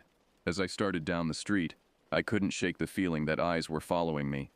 Every time I glanced back, though, I saw nothing out of the ordinary. Just locals going about their day, barely sparing me a glance. It wasn't until I reached the edge of town that I realized something was off. The chatter of voices and the normal sounds of a small town had faded away, replaced by an unnatural silence. Even the birds seemed to have gone quiet. I stood there for a moment, the hairs on the back of my neck standing up. That's when I heard it again. That low, mournful sound I'd heard the night before.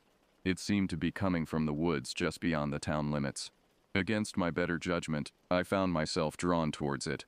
Little did I know, I was taking my first steps down a path that would lead me into the heart of a nightmare.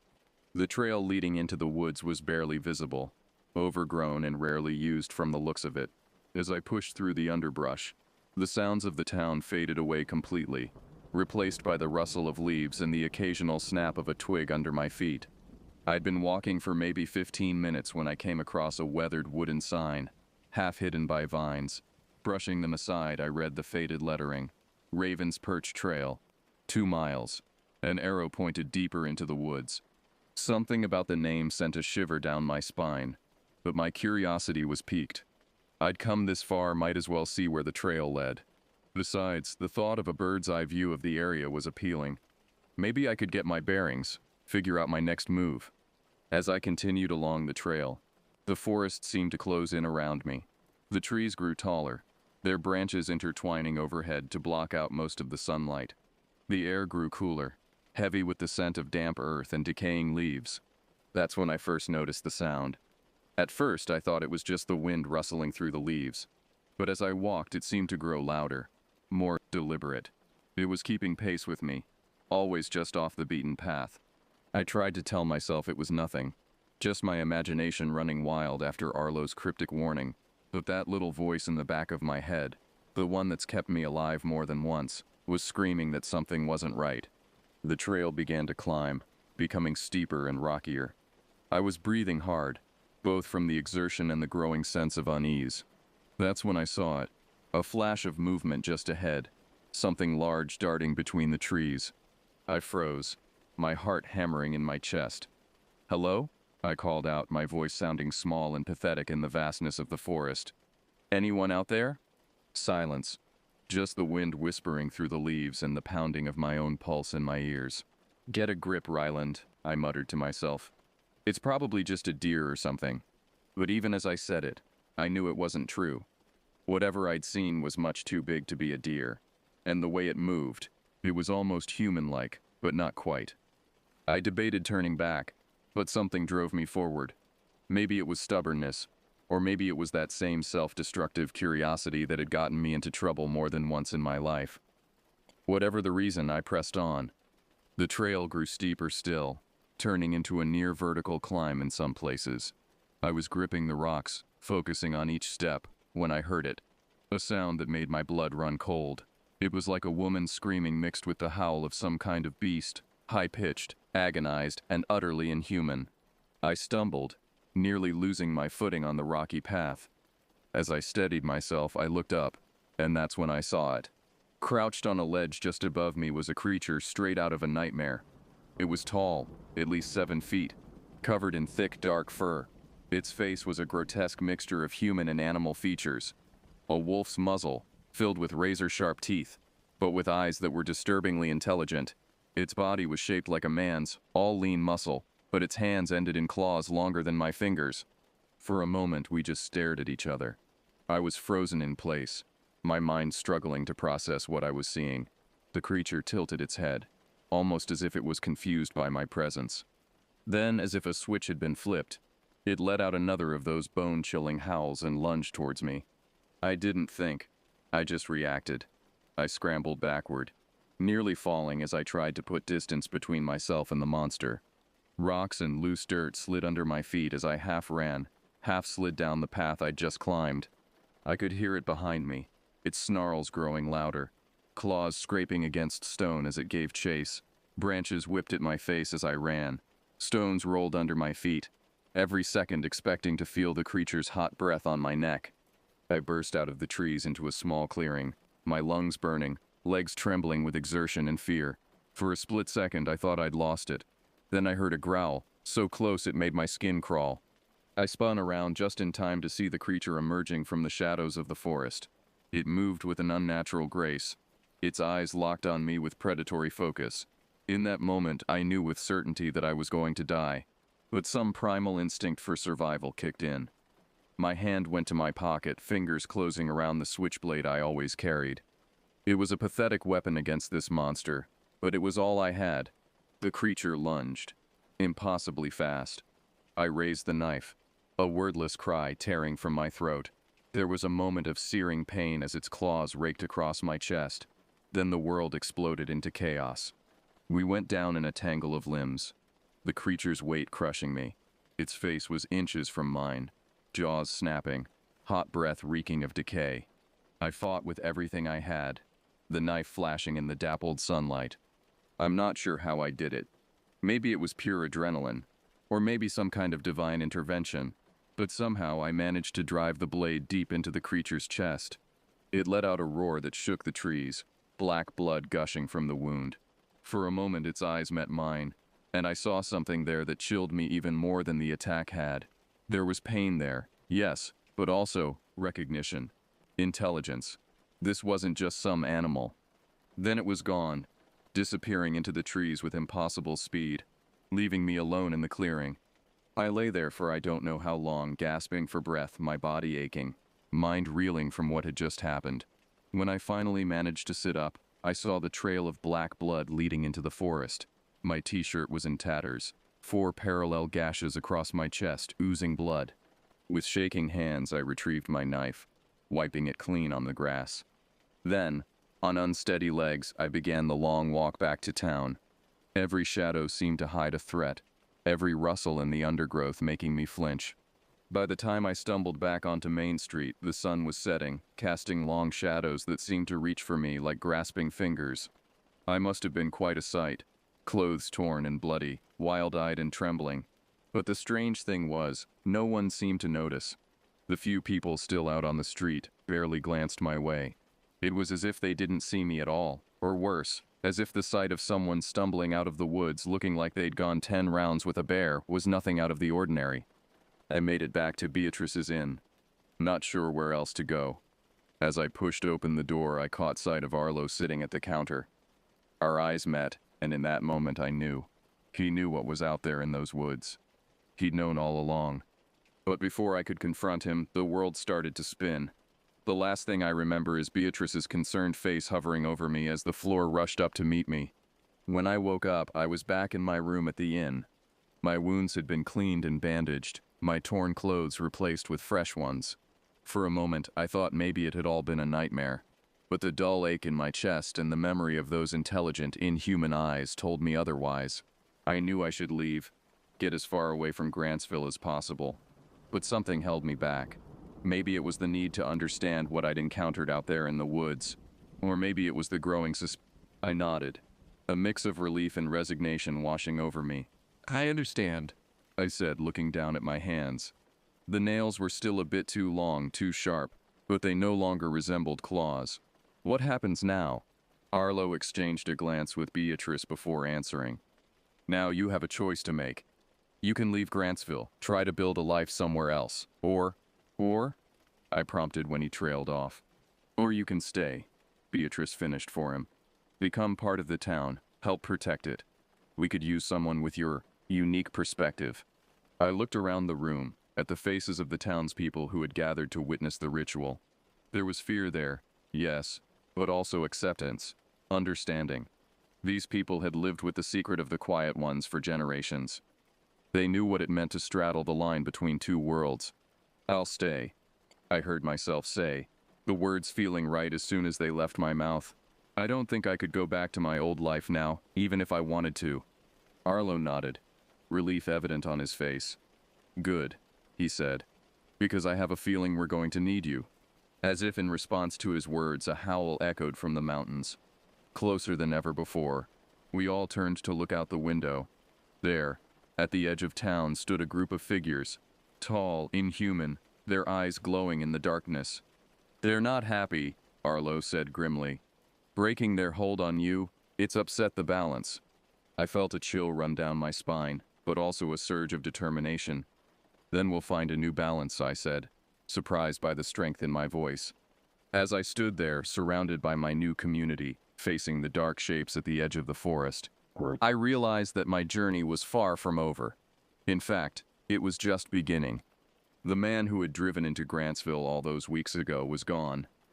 In his place stood someone new, not quite human, not quite other, but uniquely equipped to bridge the gap between two worlds.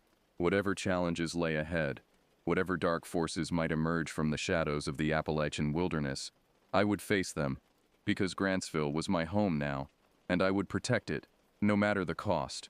As the Quiet Ones melted back into the forest, I turned to Arlo. "Teach me everything you know," I said. "I want to be ready for whatever comes next." Arlo nodded, a glimmer of hope in his eyes. "We'll start tomorrow," he said. "For now, get some rest. Something tells me you're going to need it." That night, as I lay in bed listening to the sounds of the forest, I realized that for the first time since I'd arrived in Grantsville, I felt at peace. The restlessness that had driven me here, the sense of being lost and alone, it was gone. In its place was a sense of purpose, of belonging. I had found my place in the world, even if it wasn't quite the place I'd expected. As I drifted off to sleep, I heard a distant howl, but this time, instead of fear, I felt a strange sort of kinship. I was part of this world now, the world of Grantsville, of the Quiet Ones, of the wild and secret places. And whatever came next, I would be ready.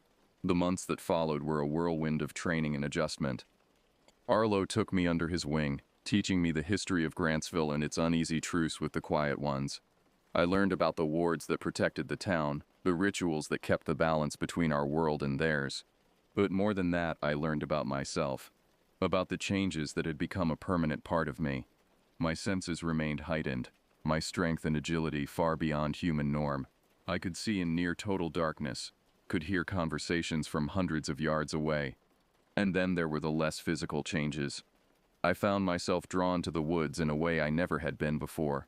The full moon filled me with a restless energy that was hard to contain, and sometimes, in moments of stress or strong emotion, I could feel something wild and primal stirring just beneath the surface of my consciousness. It wasn't always easy. There were nights when the call of the wild was almost overwhelming, when the urge to run into the forest and never look back was nearly irresistible. But each time I found the strength to resist, anchored by the community that had taken me in. Beatrice became like a mother to me, always ready with a warm meal and a sympathetic ear. The other townspeople, once they got over their initial wariness, accepted me as one of their own. I found work at the local ranger station, my new abilities making me particularly well suited for search and rescue operations. But even as I settled into my new life, I couldn't shake the feeling that something was coming. The Quiet Ones had been more active since the night of the ritual, venturing closer to town than they had in living memory. We'd had several close calls, hikers who barely made it back to town, their eyes wild with terror as they babbled about impossibly tall figures in the woods. It all came to a head one crisp autumn evening. I was on patrol at the edge of town when I caught a scent on the wind. Something wild and musky, tinged with the metallic tang of blood. My hackles rose, and yes, I mean that literally, another charming side effect of my transformation. I radioed back to the station, then headed into the woods, moving silently through the underbrush with a grace that still sometimes surprised me. As I went deeper into the forest, the scent grew stronger, and I began to hear sounds, low growls, the snap of branches, something large moving through the trees. Then I saw it. A Quiet One, larger than any I'd seen before, its fur matted with blood. It was hunched over something. No, someone. A hiker by the looks of their backpack and boots. Without thinking, I let out a growl of my own, deep and threatening. The Quiet One's head snapped up, its glowing eyes fixing on me. For a moment we just stared at each other, two creatures caught between worlds. Then it charged. What followed was a blur of claws and teeth, of primal fury and desperate strength. I fought with everything I had, drawing on both my human intelligence and my newfound animal instincts.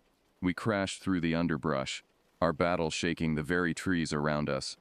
In the end, it was a near thing.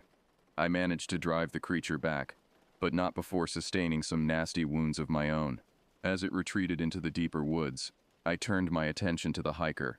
He was alive, barely, and I managed to get him back to town and to medical attention. But the encounter left me shaken. It was a stark reminder of the precarious balance we maintained in Grantsville, and of the constant threat that lurked just beyond the town limits.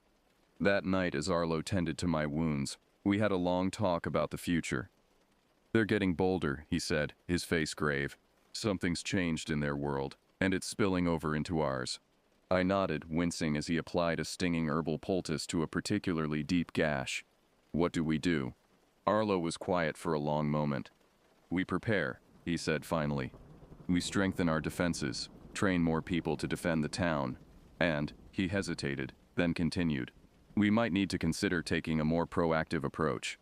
I knew what he meant. For generations, Grantsville had maintained a policy of non-interference with the Quiet Ones. We stayed out of their territory, they stayed out of ours. But if that balance was shifting, if they were becoming more aggressive— "You mean going into their territory?" I said. It wasn't a question. Arlo nodded. "It's dangerous. Maybe suicide. But if we don't do something soon, I'm afraid we might lose everything." As I lay in bed that night, my body aching from the fight, my mind racing with the implications of Arlo's words, I realized that I was standing on the precipice of something monumental. The choices I made in the coming days and weeks would not only determine my fate, but the fate of Grantsville and perhaps the wider world beyond. The man who had stumbled into this town all those months ago, looking for a fresh start, was gone. In his place was something new. A protector, a guardian, a bridge between two worlds. As I drifted off to sleep, I heard the distant howl of the Quiet Ones. But this time, instead of fear, I felt a sense of resolve. Whatever came next, whatever challenges we faced, I would be ready. Because Grantsville was my home now, and I would defend it no matter the cost. The next few weeks were a flurry of activity. Arlo and I worked tirelessly, strengthening the town's defenses and training a small group of volunteers in the basics of combating supernatural threats. We reinforced the wards around the town, ancient symbols of protection that had been maintained for generations. But even as we prepared, the situation in the woods grew more dire. Reports of sightings increased, each one bringing the Quiet Ones closer to town. Livestock went missing, pets disappeared. The tension in Grantsville was palpable, a sense of impending doom that hung over everything like a storm cloud. It all came to a head on a moonless night in late autumn.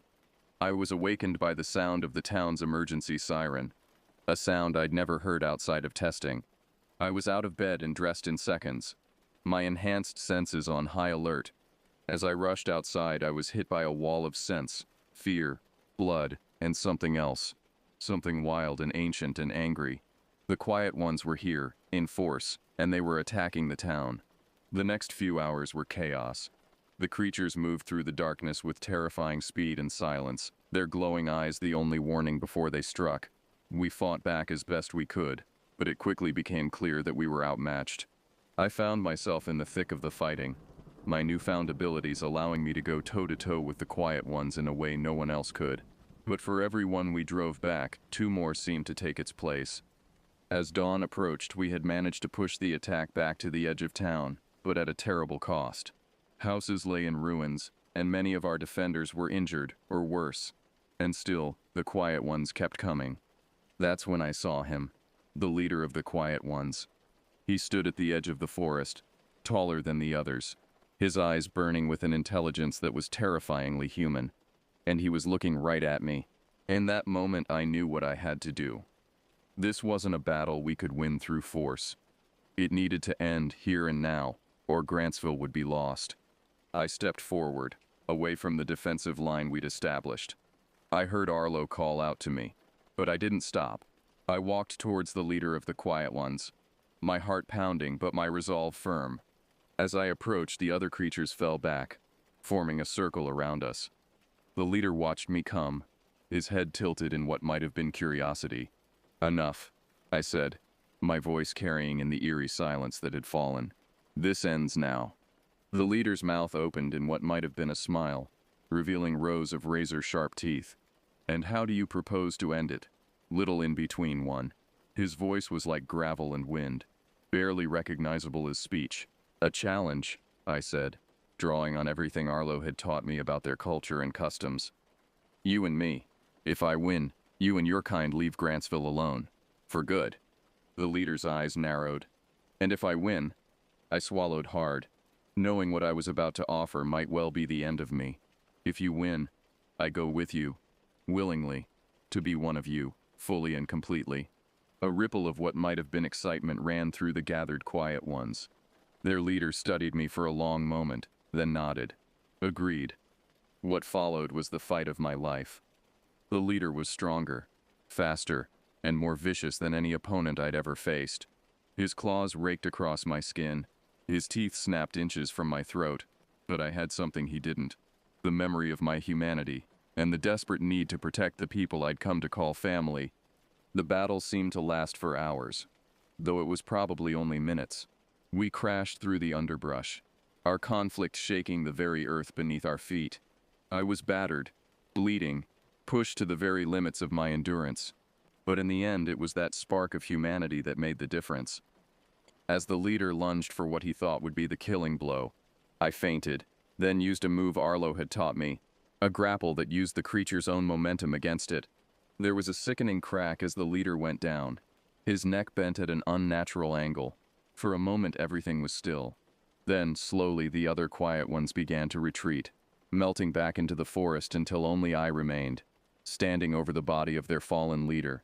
As the sun rose over Grantsville, painting the sky in shades of pink and gold, I felt a profound sense of change. The air itself seemed different, clearer somehow. The oppressive presence that had hung over the town for generations was not gone, exactly, but altered. Arlo found me there, still standing vigil. It's over, he said softly. You did it, Ryland. You saved us all. I nodded, too exhausted to speak. But as Arlo helped me back towards town, I couldn't shake the feeling that this wasn't an ending, but a beginning. The balance had shifted, yes, but to what? In the days that followed, as Grantsville began the long process of rebuilding, I found myself drawn more and more to the woods. Not out of the wild, uncontrollable urge I'd felt before, but out of a sense of responsibility. I was the bridge now, between the world of humans and the world of the quiet ones. It wouldn't be easy. The wounds, both physical and emotional, would take time to heal. The people of Grantsville would need to learn to live with the knowledge that the monsters in the woods were real, and that one of those monsters now walked among them. But as I stood at the edge of town, looking out at the vast expanse of forest that had been both my nemesis and my salvation, I felt a sense of hope.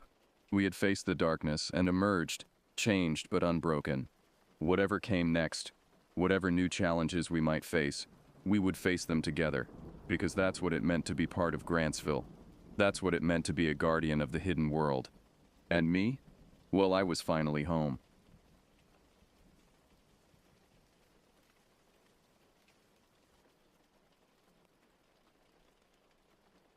My name is Jethro McMillan, and what I'm about to share happened to me back in 1998 when I was 27.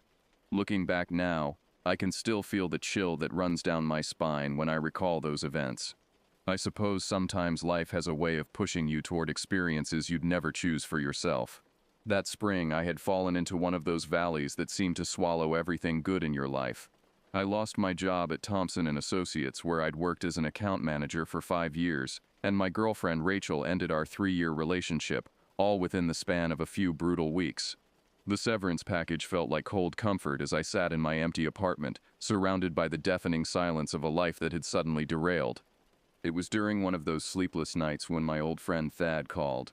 We'd been close since our days at Millbrook High, and he had this uncanny ability to show up when I needed him most. You need to get out of that apartment, he said, his voice carrying that familiar mix of concern and no-nonsense practicality that I'd come to rely on over the years. My family's got that old cabin up in the Adirondacks. It's nothing fancy, but it'll give you some breathing room. The idea of escaping the city, with its constant reminders of my recent failures, was exactly what I needed. The drive upstate was therapeutic in itself. Thad's ancient Jeep Cherokee rattled along the highway as we fell into our old patterns, trading stories and inside jokes that dated back to our teenage years. The tension that had been building in my shoulders for weeks began to ease as the concrete jungle of the city gave way to the rolling hills and dense forests of upstate New York. We stopped at a small diner along the way, the kind of place where the coffee is always fresh and the waitresses know every regular by name. It felt like stepping back in time, away from the complexities that had been suffocating me. The cabin itself was exactly what you'd expect from a family hunting retreat that had weathered decades of harsh winters and brief summers. The wooden structure sat nestled among towering pines, its dark green paint peeling in places, and the screen door squeaked in protest as we pushed it open. Inside, the air was heavy with the scent of old wood and memories. The main room was dominated by a stone fireplace, its mantel adorned with faded photographs of Thad's family members posing with their prized catches over the years. The furniture was mismatched but comfortable. 2 weathered leather armchairs, a sagging couch covered with a Native American-style blanket, and a wooden coffee table that bore the scars of countless card games and late-night discussions. That first evening unfolded exactly as we'd planned. We fired up the old charcoal grill on the back deck, the smell of cooking steaks mixing with the crisp mountain air. The conversation flowed as easily as the beer we'd picked up from the last general store before the turnoff to the cabin. Thad listened as I unpacked the mess of my recent life, offering the kind of honest perspective that only comes from decades of friendship. Sometimes things fall apart so better things can come together, he said, poking at the dying embers of the grill.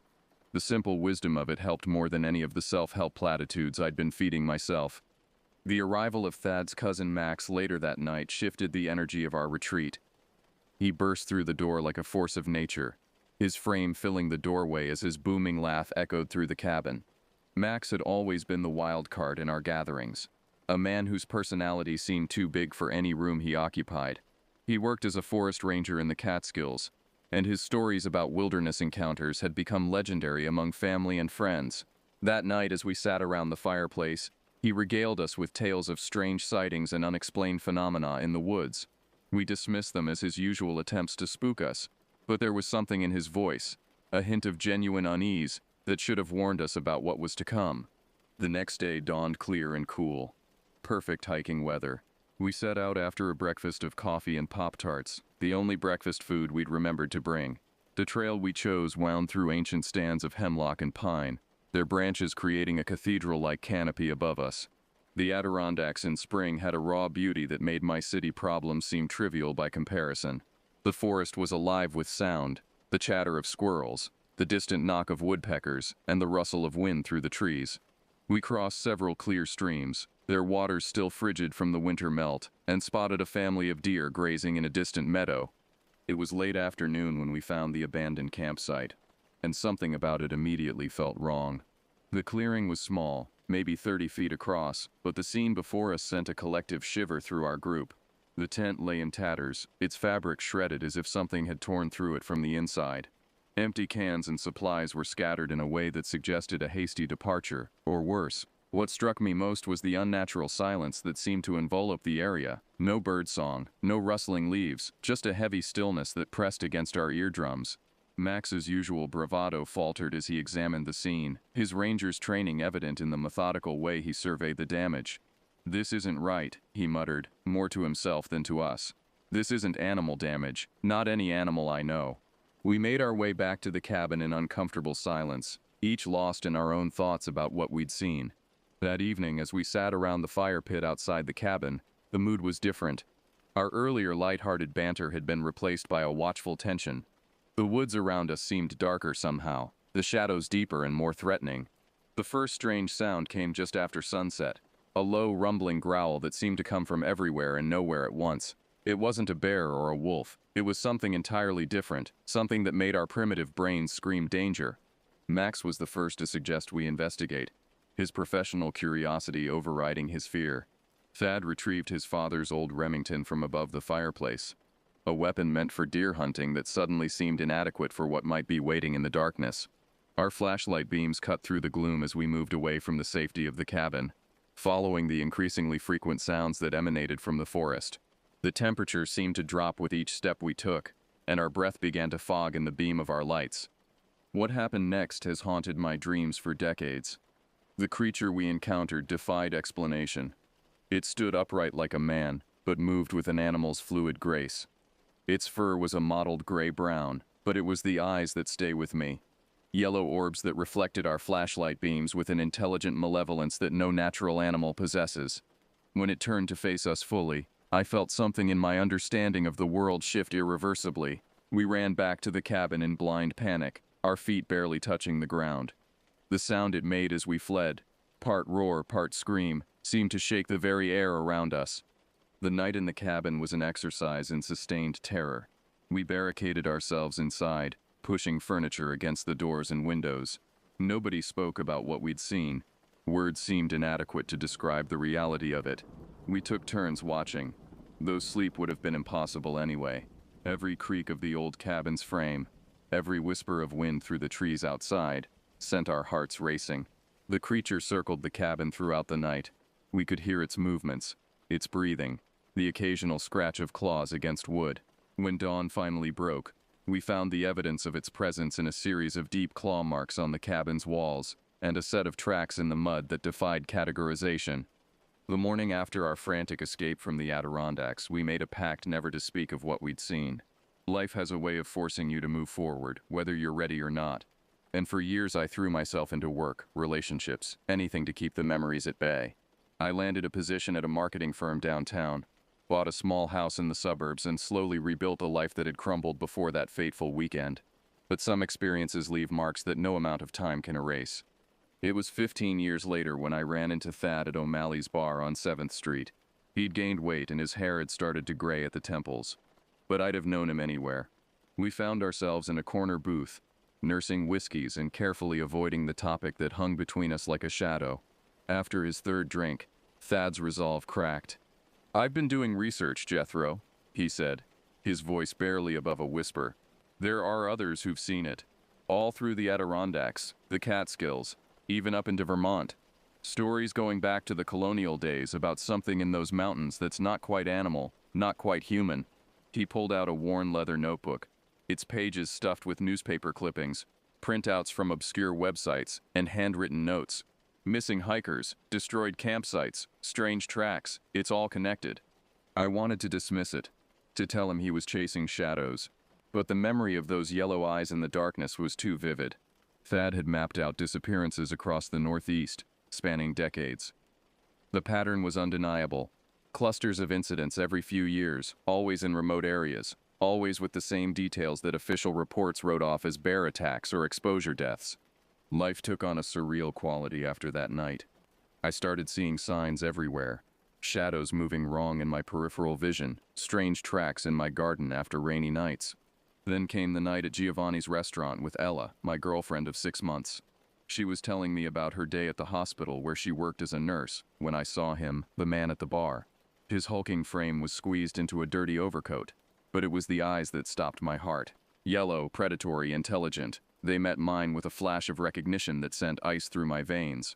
When Max called a few weeks later, his voice shaking with fear, I knew what it meant. We met at Denny's at 3 in the morning, the fluorescent lights making his face look sickly and old. He'd been finding tracks around his house, hearing movements in the woods behind his property. "It followed us home, Jethro," he said, his ranger's confidence stripped away. "It's been waiting all these years, and now it's hunting us." The attack at Ella's apartment came next. The place looked like a tornado had hit it. Furniture splintered, walls gouged with claw marks that no animal should have been able to make. When I told her everything, expecting her to think I was crazy, she surprised me. Her grandmother had grown up in a small town in the Appalachians, and had told stories of creatures in the mountains that walked like men but hunted like beasts. The old people knew to stay out of certain valleys, she said, places where the shadows moved wrong. We thought we'd be safer together at my place. We were wrong. The final confrontation came on a Tuesday night in October.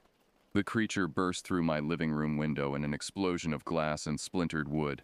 It was larger than I remembered, its matted fur streaked with gray, yellow eyes blazing with ancient hatred. The rifle shot caught it in the shoulder, but it moved with impossible speed, knocking the weapon from my hands. What followed was chaos. Ella slashed at it with a kitchen knife while I swung the fireplace poker. our desperate fight illuminated by the toppled lamp that cast wild shadows on the walls.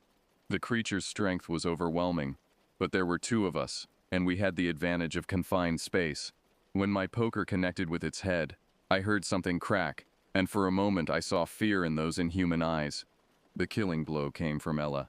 As the creature staggered from my hit, she drove the knife deep into its chest. The sound it made, part scream, part roar, will haunt me until my dying day. It thrashed and fought, but eventually grew still, its yellow eyes dimming like dying stars. We buried it deep in the woods outside town, marking the spot with nothing but our memories. The official story became one of a break-in gone wrong. The damage explained away as the work of desperate burglars. Ella and I married 6 months later, each of us carrying the weight of a secret that made our bond unbreakable. Max's disappearance. The following spring wasn't a surprise, but it hit hard all the same. The search parties found nothing but his abandoned car near the same woods where we'd buried the creature. I think about him often, about what he might have discovered in those final days. Thad and I spent weeks searching, but deep down we knew we wouldn't find him. Whatever we'd killed in my living room hadn't been alone. Years have passed since then. Ella and I moved to Arizona, as far from the northern forest as we could get. We have 2 kids now, and they've never heard the full story of how their parents met. Sometimes, on cold nights when the wind howls outside our desert home, Ella and I share a look that says more than words ever could. We both know that somewhere in the dark forests of the Northeast, others of its kind still roam. I've never returned to the Adirondacks, and I never will. But every once in a while I'll catch a news story about missing hikers or destroyed campsites, and I'll wonder. The forests hold secrets older than human civilization, and some of them have yellow eyes that glow in the darkness. If you're planning a camping trip up north, stick to the marked trails, and whatever you do, don't go looking for answers in the deep woods. Some questions are better left unasked, some mysteries better left unsolved. The nightmares have mostly stopped now, but I still wake up sometimes in a cold sweat, thinking I hear that distinctive growl outside my window. Ella says it's just the desert wind, and I pretend to believe her, but we both keep our running shoes by the bed, and I've taught our children that if they ever see yellow eyes in the darkness, they should run and never look back. Some experiences change you forever, reshape your understanding of what's possible and what's lurking in the shadows of our civilized world. My time in the Adirondacks taught me that the line between reality and nightmare isn't as clear as we'd like to believe. The world is older and stranger than we know, and sometimes, just sometimes, the monsters from our darkest stories turn out to be real.